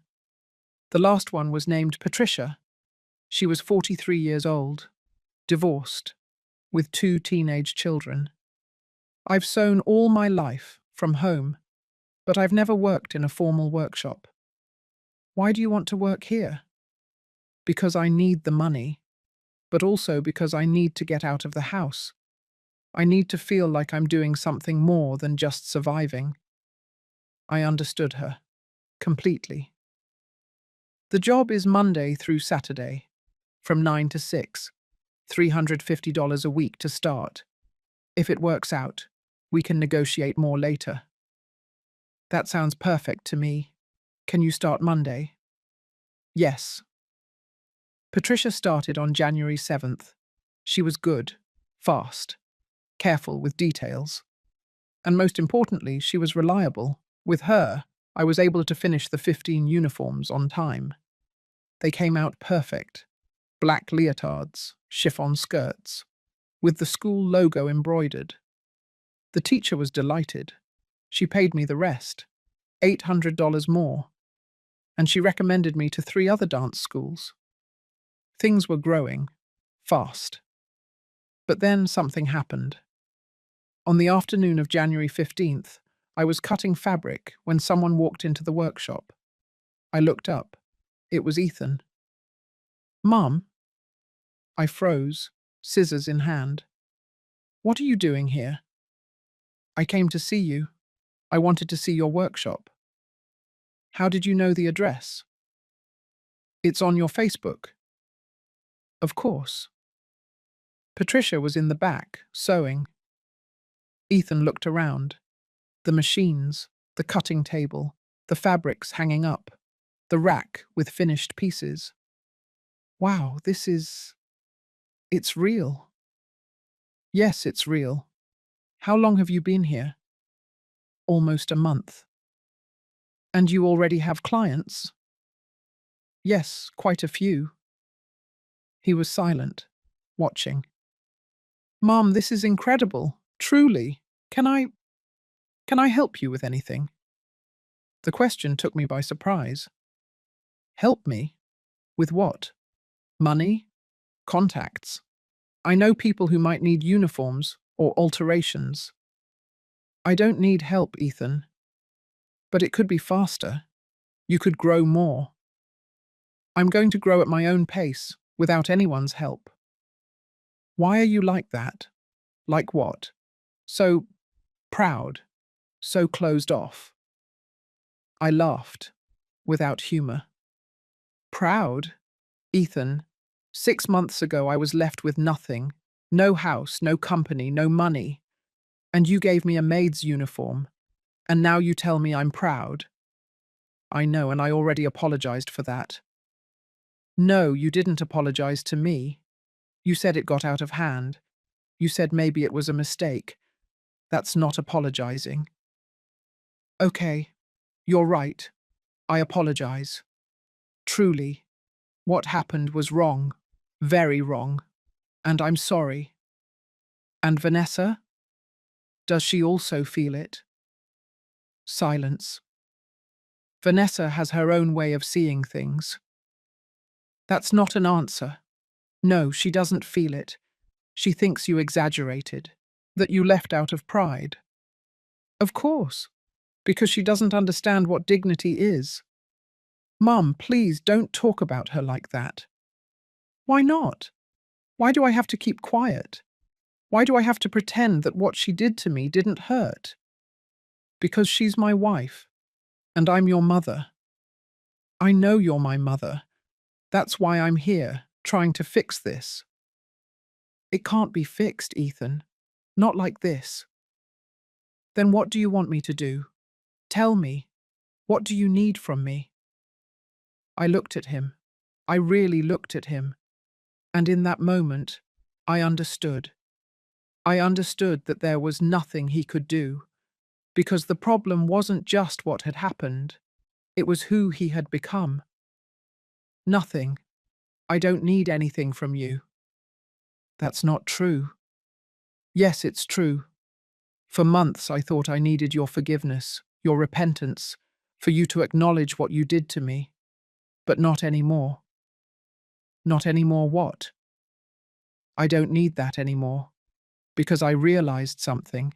I realized that the most important person I needed forgiveness from was myself. I needed to forgive myself for letting this happen, for putting myself in a position where someone, even my own son, could treat me like that. And I already did it. I forgave myself, and I set myself free. Tears started to fall, down my face, down his. Mum, Ethan, I love you. I will always love you. You are my son, but I can't carry this pain anymore. I can't wait for you to change, or for Vanessa to change. I have to move on, with or without you two. Don't say that. It's the truth. Patricia came out from the back. She saw the scene. She kept quiet. Ethan wiped his tears. So what? You don't want me to be a part of your life anymore? I didn't say that. I said I can't expect anything from you. If you want to be in my life, perfect. But it's going to be on my terms, not yours, and definitely not Vanessa's. She's my wife, Mum. I can't just... I'm not asking you to choose. I'm telling you that I already chose. I chose my peace, my dignity, my life. And what about me? Where do I fit in? Wherever you decide to fit in, that's your decision, not mine. He was silent, looking at the floor. I'm going to be a dad. The words dropped like stones. What? Vanessa is pregnant, 8 weeks along. The world stopped. A baby, my grandchild. Congratulations. Is that it? Congratulations? What do you want me to say? I don't know. I thought you'd be excited. That... Of course I'm excited. But I'm also scared. Scared of what? Scared that baby will grow up without knowing me. That Vanessa will push me away. That you will allow it. That's not going to happen. It already happened, Ethan. You already pushed me away once. What guarantees me it won't happen again? Because now it's different. It's my child, our child, and I want you to know them, to be part of their life. And Vanessa? Silence. I'm going to talk to her. I'm going to tell her she has to accept you, that you are my mother, that you are the grandmother of our baby. I don't want her to accept me out of obligation, Ethan. I want respect. And if she can't give it to me, then I prefer not to be there. Mum, please don't do this. I'm not doing anything. I'm just setting boundaries. Something I should have done a long time ago. Patricia gently touched my shoulder. Martha, I'm going out for a moment. To buy thread. Do you need anything? No. Thanks, Patricia. She left, leaving us alone. Ethan sat down on a chair, head in his hands. I don't know what to do. You don't have to do anything now. Just think. Think about what kind of father you want to be, what kind of family you want to build. And when you know, we'll talk. And in the meantime? In the meantime, I'm going to keep working, building my life. And when your baby is born, let me know, and we'll see how we proceed. Just like that. It's not easy. None of this is easy, but it's necessary. He stood up, walked toward the door. Before leaving, he turned around. I love you, Mum. I love you too. He left. The door closed behind him. I was left alone, in the middle of the workshop. And then I cried. I cried like I hadn't cried in months. I cried for the boy I lost, for the man he became, for the baby who was going to be born and who I might never know as I should. I cried for everything that could have been, and wasn't. But I also cried with relief, because I had said everything I needed to say, because I had set boundaries, because I had chosen my peace over his comfort. Patricia came back half an hour later. She had coffee. I brought two, in case you needed one. Thanks. We sat together, drinking coffee, in silence. Was that your son? She finally asked. Yes. You look alike. You have the same eyes. Yes, but nothing else. Do you want to talk about it? No. I'd rather work. Okay. And we worked. All afternoon, all night. Cutting, sewing, creating. Because that was what I knew how to do. I didn't know how to fix my relationship with my son. I didn't know how to make Vanessa respect me. I didn't know how my life would be with a grandchild I might not be able to see. But I knew how to sew. I knew how to create. I knew how to build something beautiful from scratch. And for now, that had to be enough. That night, in my room, I took out my mother's ring. I looked at it under the light. Mum, I don't know if I did the right thing. I don't know if I should have been softer or tougher. I don't know anything. The ring shone, silent. But I know you taught me not to crawl, not to beg for love, not to accept scraps. I put it away again, and I slept. Not well, but I slept. The following days were weird. I expected Ethan to call, to send a message, but he didn't, and I didn't either. Patricia noticed my distraction. Are you okay? Yes, just thinking. About your son? Yes. Do you want some advice? Sure. Let him go. If he comes back, good. If not, that's okay too. But don't cling to him, because that will only destroy you. Are you speaking from experience? Yes, my ex-husband. I loved him so much that I forgot to love myself. And when he left me, I didn't know who I was. It took me years to recover. And now I am me. And that is enough. You're right. I always am. We smiled, and we kept working. On January 25th, a big order came in. A cleaning company needed 50 uniforms by the end of February. 50 uniforms. It was huge, impossible to do alone, even with Patricia. What do we do? Patricia asked. We accept it, and we hire someone else. Do you have the money for that? Yes. And so I did it.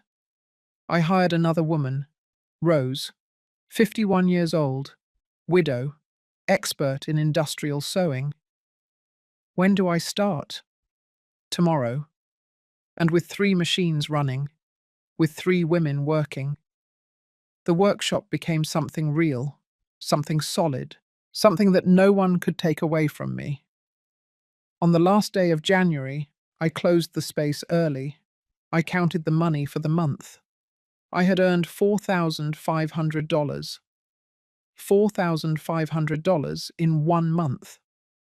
After paying the rent for the space, the salaries of Patricia and Rose, the materials, the electricity, I had $1,500 in net profit. $1,500. It wasn't a fortune, but it was more than I had earned in my best month at the dry cleaner, and I was just getting started. I sat on the floor of the workshop, alone, and I smiled, because I had lost my son, at least for now. I had lost the possibility of being the grandmother I wanted to be. I had lost the family I had dreamed of, but I had gained something more. I had gained myself, and that was priceless. I still wonder if I did the right thing, if I should have been more flexible, more understanding. But I also know that I can't sacrifice my peace to maintain a relationship that destroys me. And you?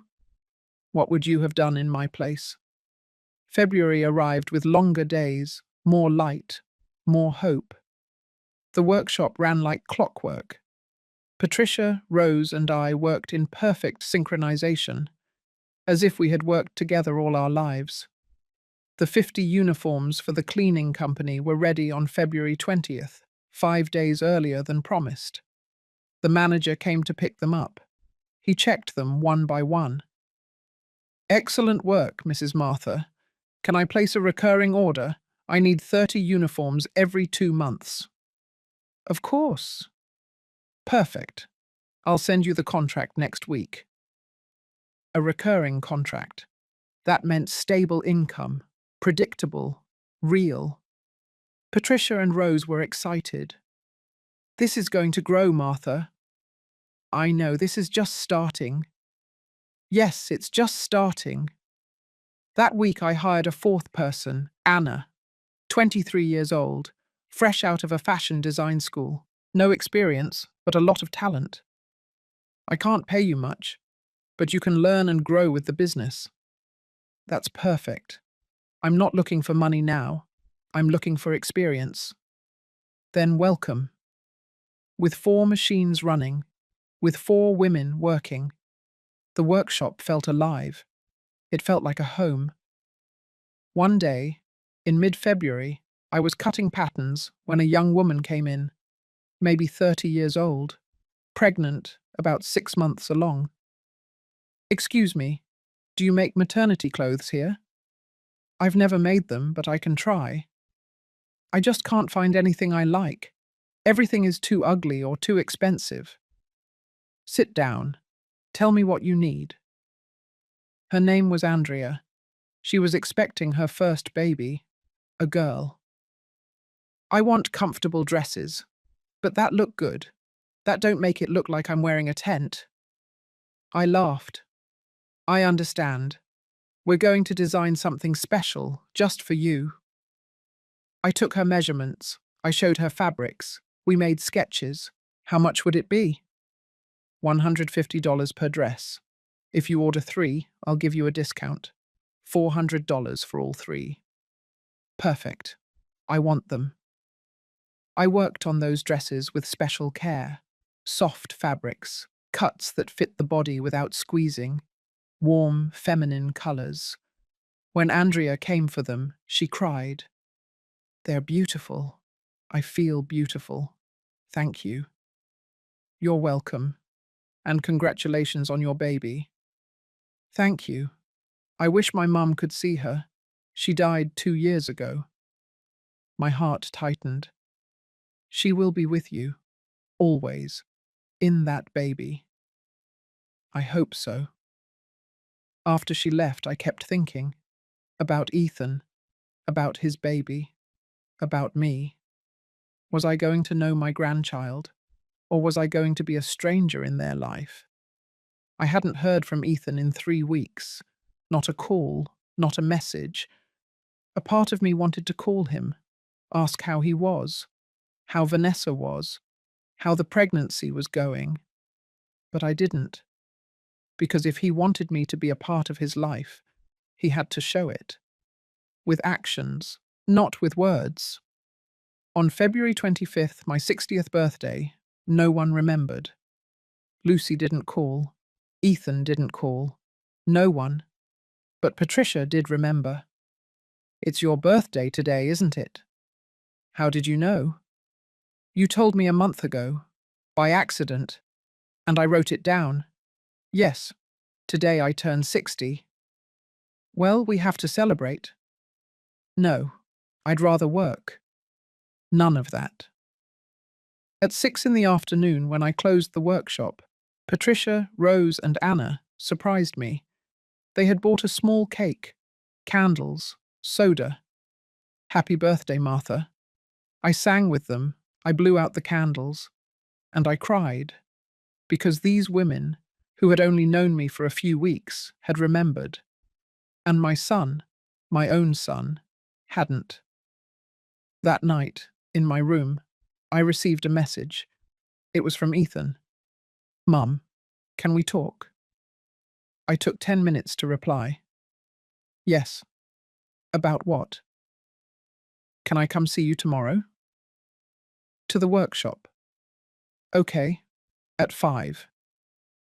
The next day, the day passed slowly. Patricia noticed my nervousness. "Are you okay?" "My son is coming to see me." "And is that good or bad?" "I don't know yet." At 5 o'clock sharp, Ethan arrived.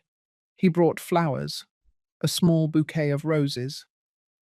"Happy birthday, Mum. Sorry for not calling you yesterday." I took the flowers. "How did you know it was yesterday?"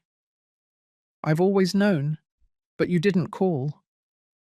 "I know, and I'm sorry, I was thinking a lot about everything you told me, and you're right." "Right about what?" "About everything, that I haven't defended you, that I've let Vanessa treat you badly, that I've been a coward." I sat down. He sat across from me. "And what are you going to do about it?" "I talked to Vanessa. I told her things have to change, that you are my mother, that you are going to be the grandmother of our baby, and that she has to respect you." "And what did she say?" "She got angry, very angry. She said I always defend you, that I'm never on her side." "And what did you tell her?"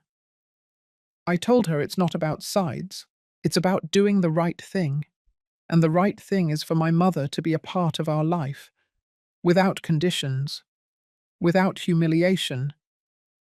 "And did she agree?" Silence. "No, she didn't agree. She said that if I insist on that, she's going to leave with her mum to Palm Beach, and she's going to take the baby." My heart sank. "Ethan." "But I don't care, Mum. I'm tired now. Tired of choosing between you two. Tired of feeling like I always do everything wrong. I told her that if she wants to leave, she can go, but that the baby is mine too, and that I won't let her keep me away from you." I couldn't believe what I was hearing. "Did you really tell her that?" "Yes, and I mean it." "Ethan, a baby needs both parents. You can't separate from Vanessa because of me." "I'm not separating because of you. I'm separating because I no longer recognize the person I am when I'm with her. I've become someone I don't like, someone weak, someone who allows his wife to treat his mother badly." Tears started to fall, down my face, down his. "I don't want your marriage to be destroyed because of me." "It's not going to be destroyed because of you. It was already destroyed. I just didn't want to see it." "Are you sure about this?" "Yes, very sure. And I want you to know something else." "What?" "That I admire you, that I'm proud of you, truly, for how you got back up, for how you built all of this. You are the strongest person I know. I'm not strong. I just survived. You are strong. I couldn't have done what you did. I would have given up. I hugged him. A long, tight hug. I love you, my boy. I've always loved you. I love you too, Mum. And I'm sorry. I'm very sorry for everything. We stayed like that, hugging, crying. Patricia, Rose, and Anna watched us from the back, in silence. When we separated, I asked him, "And what's going to happen now?" "I don't know. Vanessa says she needs time, that she's going to think about it. In the meantime, she left with her mum." "How long ago?" "3 days ago." "And how are you?" "Confused, sad, but also relieved, like I can finally breathe." "Have you talked to her?" "Yes, every day. She tells me she's fine, that the baby is fine, but that she needs space. Give her that space. And in the meantime, think. Think about what kind of marriage you want, what kind of father you want to be." "I will." "Do you want to stay for dinner? I can make something quick." "No, thanks. I need to be alone for a while, process all this." "Okay, but if you need me, I'm here." "I know, and thank you." He left, hands in his pockets, shoulders slumped. My son, my boy, lost, confused, but searching to be better. And that was enough for now. That night, Patricia stayed with me for a while after closing. "Are you okay?" "Yes, I think so. Your son loves you, it shows." "I know, but sometimes love is not enough." "You're right, but it's a start." 2 weeks passed. Ethan came to the workshop almost every day. After work, he would sit down. We would talk. Sometimes about important things, sometimes about nothing. He told me that Vanessa was still in Palm Beach, that they talked, but that things were difficult. "She says she won't come back if you continue to be a part of my life." "Then let her go." "Do you really believe that?" "I believe that no one should ask you to choose between your wife and your mother.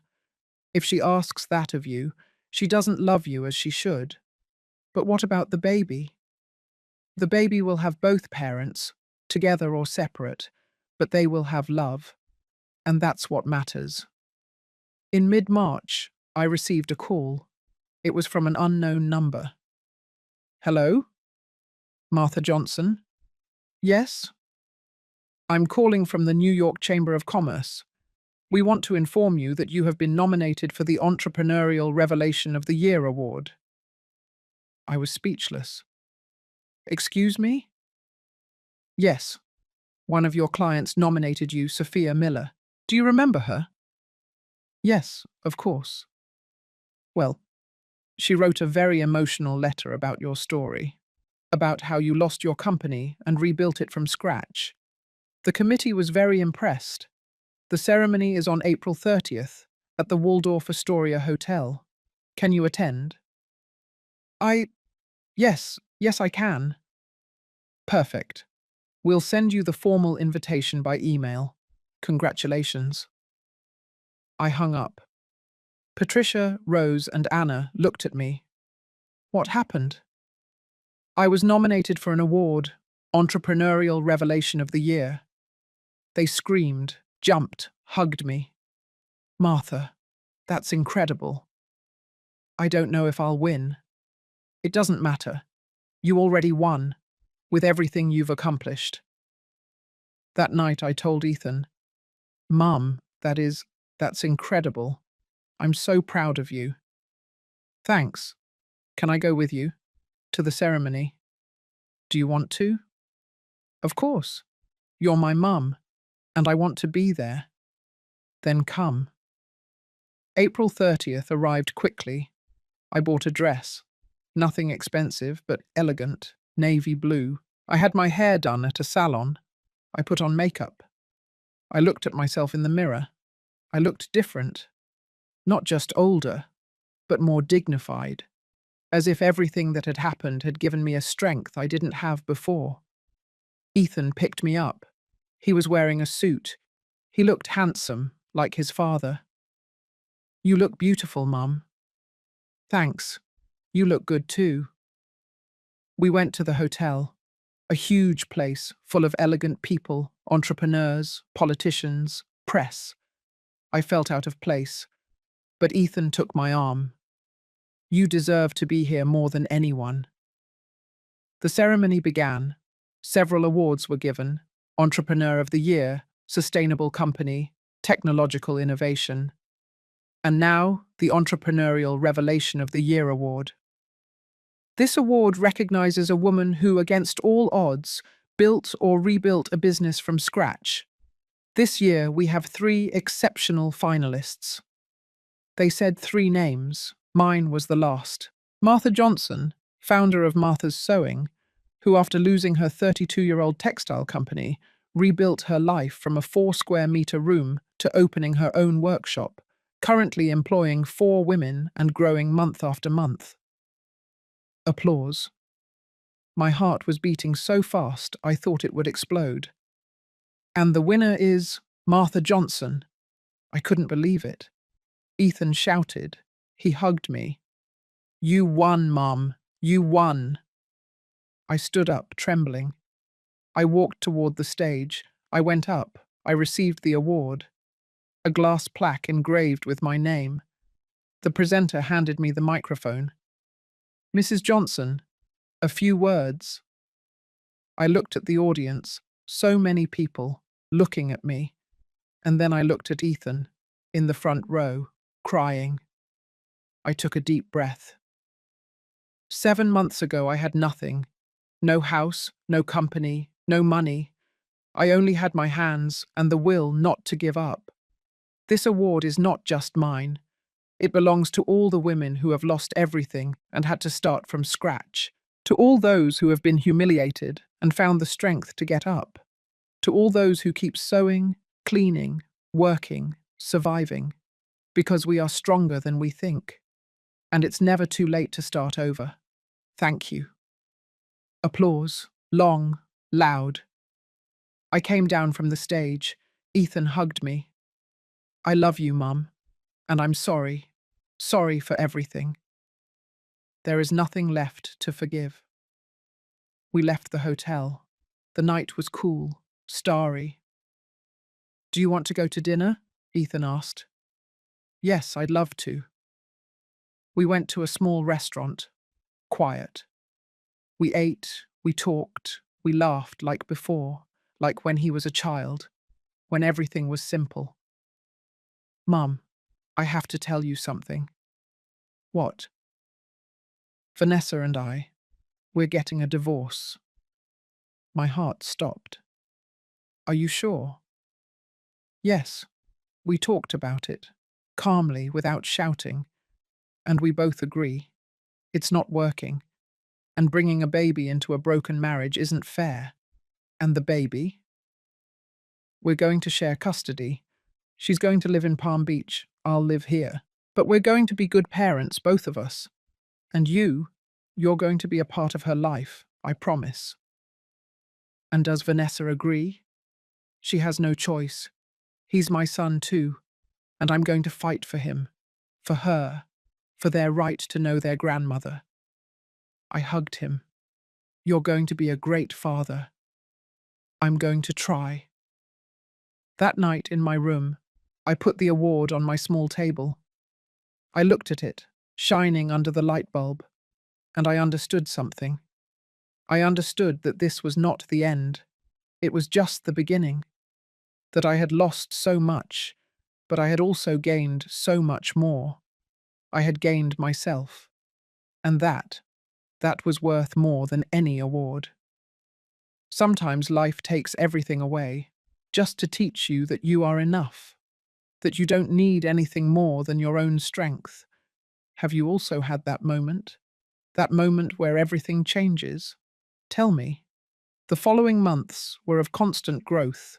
The award opened doors never imagined. I appeared in the local newspaper, in business magazines. I was invited to give a talk at a university on entrepreneurship. Me, Martha Johnson, giving a talk in front of 100 students who looked at me as if I were someone important. I told them my story, without filters, without sugarcoating.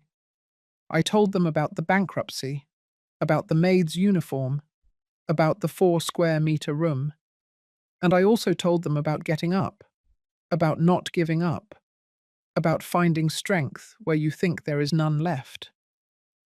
At the end, a girl approached me, crying. "Thank you, Mrs. Martha. My mum just lost her job. She's been crying for weeks, feeling useless. I'm going to tell her your story, so she knows she's not alone.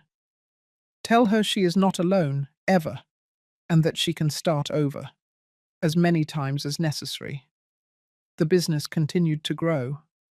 In May, I hired 2 more people. In June, 3 more. We were now 9 people working in the workshop. 9 women, all with stories, all surviving, all building something together. Patricia became my right hand. Rose became the production manager. Anna became the lead designer. And I became something I never thought I would be again. A leader. But not like before. Not with the pressure of having everything under control, of being perfect, but with the humility of someone who has fallen and gotten back up, and knows that you can always fall again. In June, Ethan called me. "Mum, she's been born. It's a girl." My heart flipped. "How is she?" "Perfect.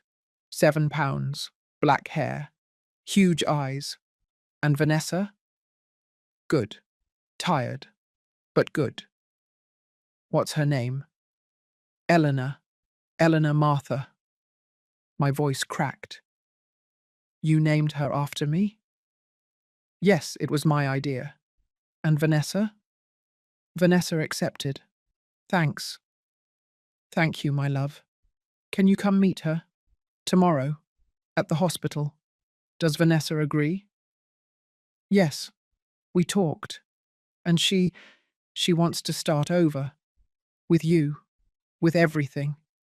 "Really?"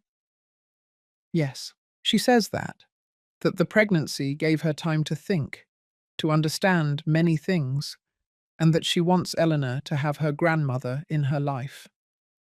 "Okay, I'll go tomorrow."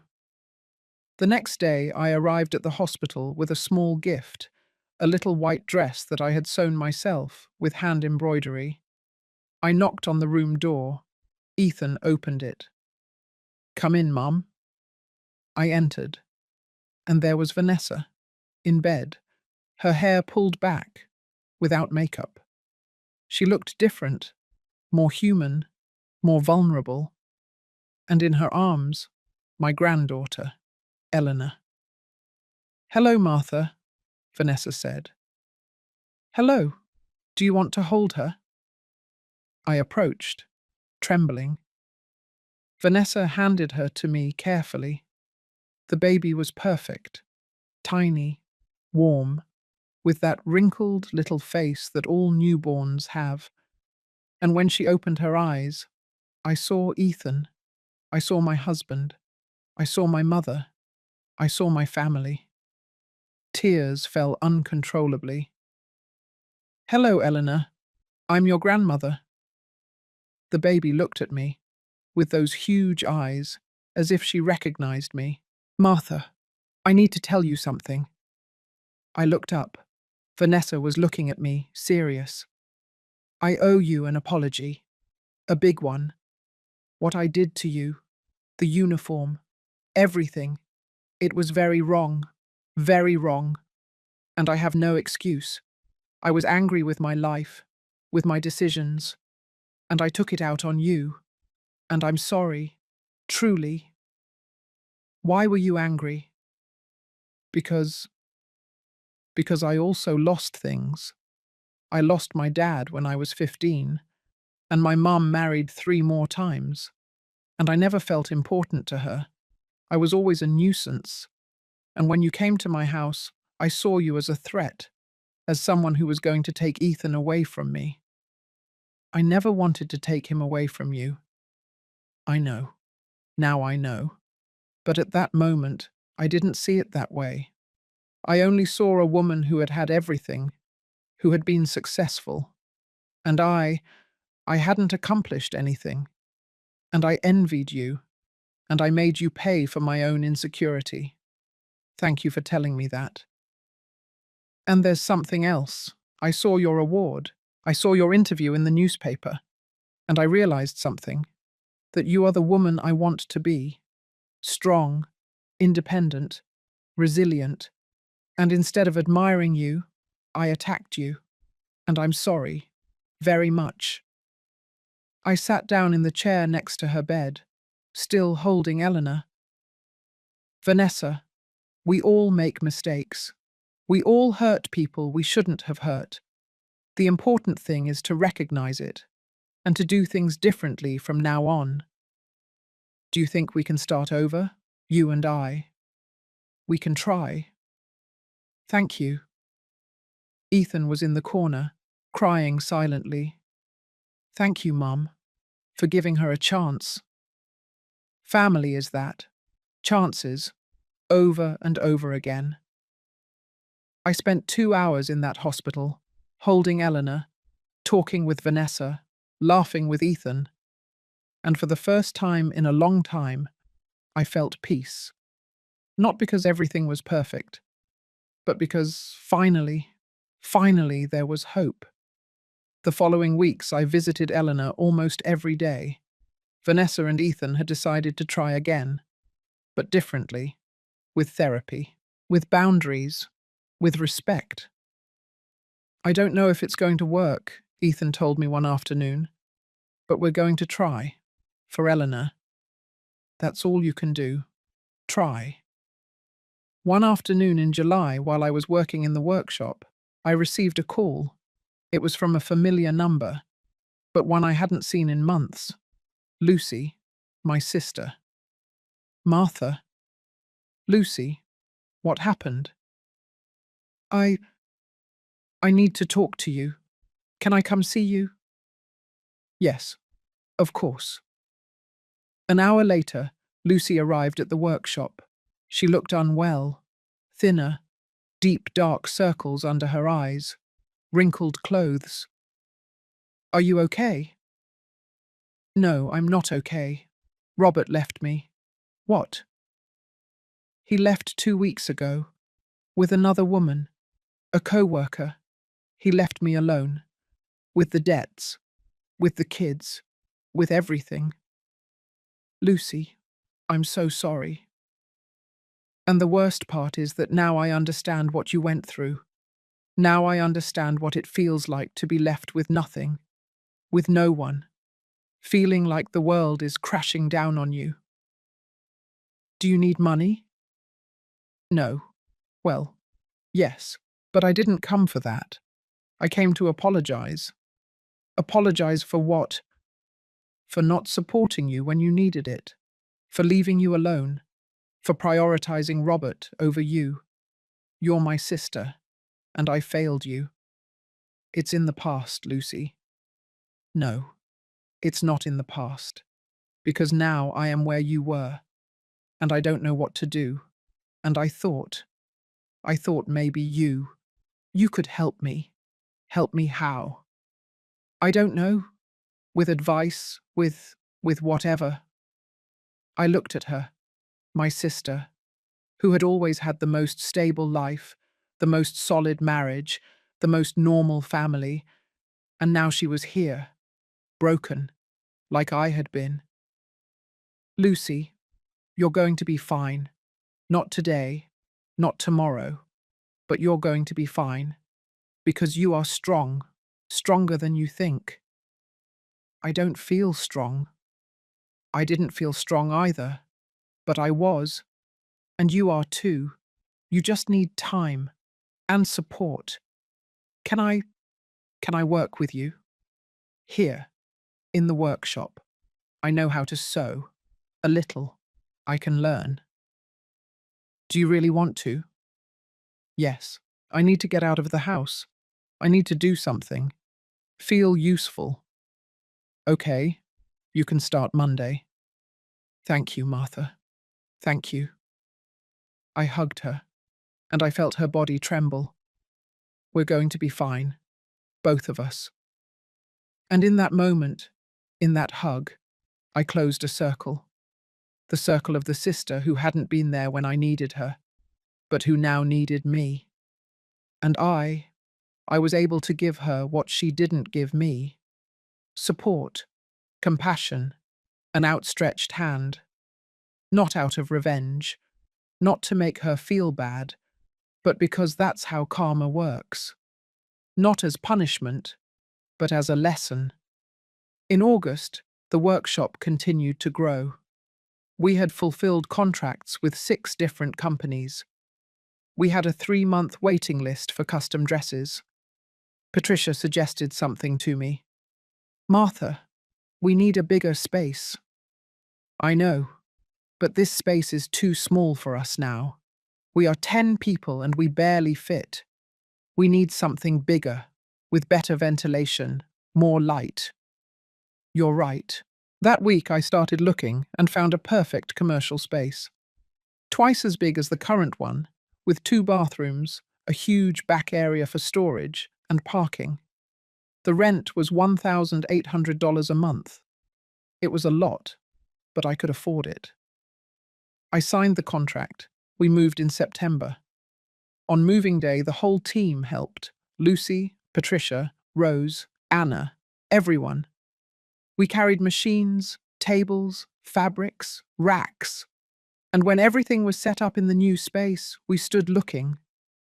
Look at this, I said. Look at what we built. What you built, Patricia said. No, what we built together, all of us. That night, after everyone had left, I stayed alone in the new workshop. I walked through the space, touching the machines, the tables, the clean walls, and I thought about the whole journey, from that 4-square-meter room to here. I took out my phone. I dialed Ethan's number. Mom, hello, my love. Can you come over? I want you to see the new workshop. I'm on my way. Half an hour later, Ethan arrived, with Elena in his arms. Wow, Mom, this is incredible, right? It's huge. How many people work here now? 10, including your Aunt Lucy. Lucy works here. Yes, for 2 months now. And how is that? Good. She's learning, and she's healing, just as I healed. Ethan handed Eleanor to me. I want my daughter to grow up knowing her grandmother's story. I want her to know that her grandmother lost everything and got it back, and that she built something beautiful. And I want her to know that she can do the same, as many times as necessary. Exactly. I held Eleanor. I walked her through the workshop. I showed her the machines, the fabrics. Look, Eleanor, all this is because your grandmother didn't give up, and you won't give up either, ever, because the blood of a warrior runs in your veins. The baby looked at me with those huge eyes and smiled. A small smile, but real. She loves you, Ethan said. And I love her, I said, with all my heart. That night, in my new apartment, because yes, I had rented a real apartment now, with its own kitchen and bathroom, I sat on the couch. I took out my mother's ring. Mum, I did it. Not as I planned it, not as I dreamed it, but I did it. I have my business. I have my dignity. I have my granddaughter. And I have peace. The ring shone, and I could swear I heard her voice. I always knew you would do it, daughter. One day in October, I received an unexpected message. It was from Vanessa. Martha, can you come have coffee? I need to talk to you. I hesitated, but replied. Yes, when? Tomorrow, at 11, at the Tuscan Cafe. The next day, I arrived on time. Vanessa was already there. She looked nervous.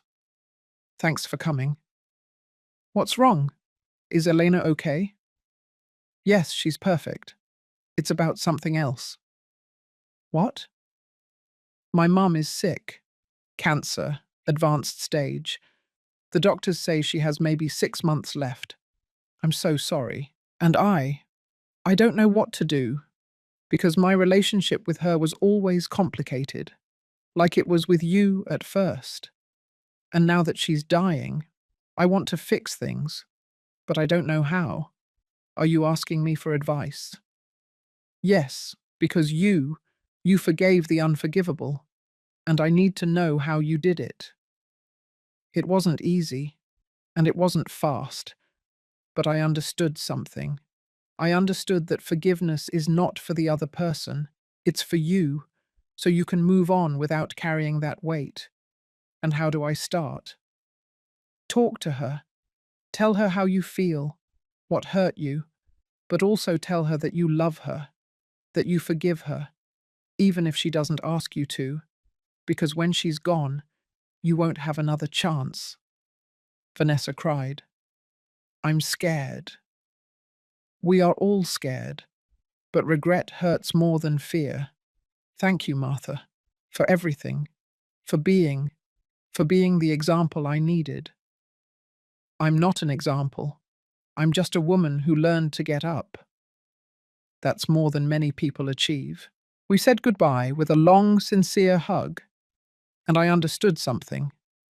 I understood that karma is not revenge. It's not seeing the person who hurt you fall. It's seeing the person who hurt you grow. It's seeing that person learn, change, evolve. Because when they grow, we all grow. In November, 6 months after receiving the award, I received a call from a television network. Mrs. Johnson, we want to do a report on your story, a 30-minute special. Are you interested? I don't know. For what? To inspire other women, to show that it is possible to start over. Okay, I accept. They filmed for a week, at the workshop, at my house, with my team, with Eleanor, with Ethan. The report aired in December in prime time. I watched it alone, in my living room, with a cup of coffee, and I didn't recognize myself. The woman on the screen was strong, confident, successful, but also vulnerable, human, real. At the end of the report, they showed my final words to all the women who are going through something difficult, who feel like they can't go on anymore. I want to tell you something. Yes, you can. You always can, because we are stronger than we think. And life always, always gives second chances to those who earn them. After it finished, I received hundreds of messages from women who had lost jobs, marriages, homes, children, from women who thanked me for sharing my story, from women who said I had given them hope. And in that moment, I understood the purpose of everything, the purpose of the pain, of the fall, of the reconstruction. It was not just for me, it was for everyone, to show that it can be done, that it can always be done. One afternoon, while I was closing the workshop, someone arrived, an elderly woman, about 70 years old, with a cane. Mrs. Martha? Yes, I saw your report, and I wanted to meet you. Nice to meet you. How can I help you? I don't need help. I just wanted to thank you. Thank me for what? For reminding me that I'm not finished. I just lost my husband, after 50 years of marriage, and I thought my life was over. But you reminded me that I can start over, at 70 years old, and that is priceless. My eyes filled with tears. It's never too late. Never. I know. Now I know. Thank you. She left with her cane. but with her shoulders more upright. And I stayed there, at the workshop door, looking at the street, looking at my life, and I smiled. Because karma is not punishment, it is justice. Silent, perfect, inevitable. I had lost everything, and it had been taken away with humiliation. But life had given everything back to me, with dignity, with respect, with love. And to those who hurt me, life taught them, not with revenge, but with lessons, lessons that only time can teach. And that was enough. They once called me crazy, proud, dramatic, and for a long time, those words hurt me. But now I understand that life always collects its debts, not with revenge, but with truth. Vanessa learned, Ethan grew, and I found myself. Have you seen how life balances things? How karma is not punishment, but a lesson? Tell me. Today, as I write this, 2 years have passed since that afternoon of the uniform. 2 years. It seems like an eternity. And it also seems like yesterday. My workshop now has 20 employees. We just signed a contract with a hotel chain for uniforms for all their staff. Patricia is now my partner. Rose has her own design line within the workshop. Anna won a Young Designer Award. And Lucy is the training manager, my sister, who now teaches other women to sew, to create, to get up. Ethan and Vanessa are still together. It's not perfect, but it's real. With therapy, with boundaries, with respect. And Eleanor is 2 years old. She can already walk. She can talk. She calls me Grandma with that little voice that melts my heart. Every Sunday I see her. We cook together. We play. I tell her stories.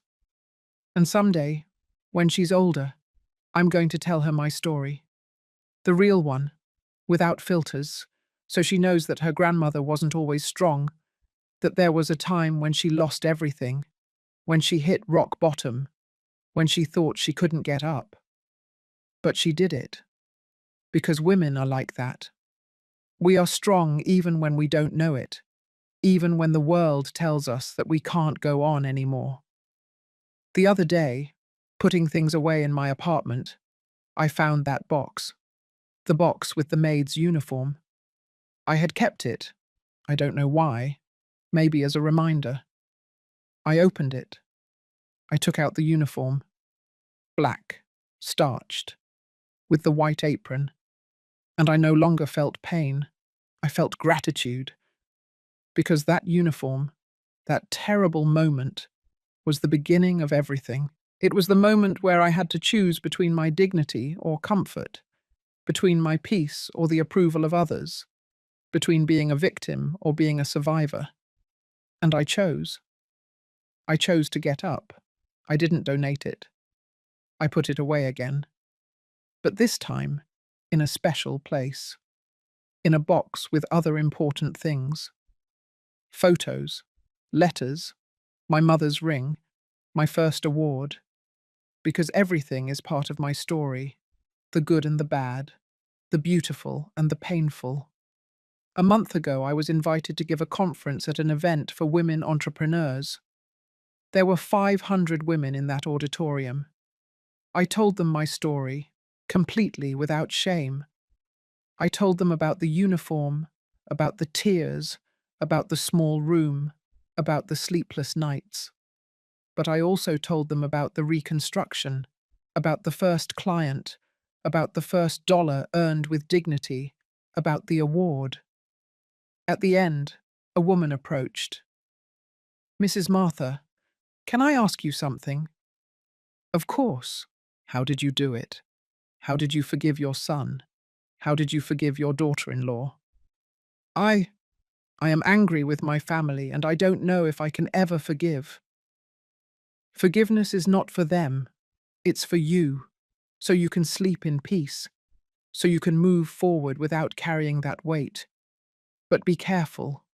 Forgiving does not mean forgetting or allowing them to hurt you again. And how do you know when you're ready to forgive? When the anger no longer keeps you awake, when you can remember without it hurting your chest, when you understand that we are all learning, even those who hurt us. She cried. She hugged me. Thank you. And I thanked her. Because every time I tell my story, I heal a little more. Today, as I close the workshop, I look at my team, 20 women, all with stories, all with scars, all getting up. And I understand that this workshop is not just a business. It is a refuge. It is a family. It is proof that it can be done. I put my mother's ring in my purse. I always carry it with me. And as I walk to my car, I think of her. Mum, I did it. It wasn't how I dreamed it, but it was better, because now I know who I am, and that is priceless. Sometimes they ask me if I regret anything, and I always answer the same thing. No, I don't regret the pain, because it taught me. I don't regret the fall, because it strengthened me. I don't regret losing everything, because I found myself. And that is the greatest lesson, that you can lose everything, your house, your company, your family, your security. But if you don't lose yourself, if you don't lose your dignity, then you haven't lost anything, because everything else can be rebuilt as many times as necessary. Tonight I'm going to have dinner with Ethan, Vanessa, and Eleanor. I'm going to hold my granddaughter. I'm going to laugh with my son. I'm going to talk with my daughter-in-law. And it's going to be normal, simple, beautiful. Because there is no longer resentment. There are no debts. There is no pain. There is only family. Imperfect, but real. And as I drive toward their house, with the sun setting over the city, I smile. Because I understood something fundamental. Life is not about not falling. It's about getting up, over and over again, with dignity, with strength, with self-love. And when Elena is older, when she asks me how I did it, I will tell her. My love, your grandmother wasn't special. She didn't have superpowers. She only had two things, her hands and her will not to give up. And with that she built all of this. And I will give her my mother's ring, and I will tell her. This ring passed from your great-grandmother to me, and now it passes from me to your mum, so that one day it will be yours. And when you wear it, remember, the women in this family don't give up, never, because the blood of warriors runs in our veins. I arrive at Ethan's house. I ring the doorbell. He opens it, with Elena in his arms. "Grandma!" the little girl shouts. I hold her. I hug her. I cover her with kisses. And in that moment, in that hug, I understand that everything was worth it. Every tear, every sleepless night, every moment of doubt, because it brought me here. And here is good, better than good. It's perfect. If my story helps just one woman open her eyes, to get up, to not accept scraps, to value herself, to understand that there is always a way to start over, then every setback, every tear, every moment of darkness will have been worth it. Because the light always comes. Always. You just have to stay standing long enough to see it.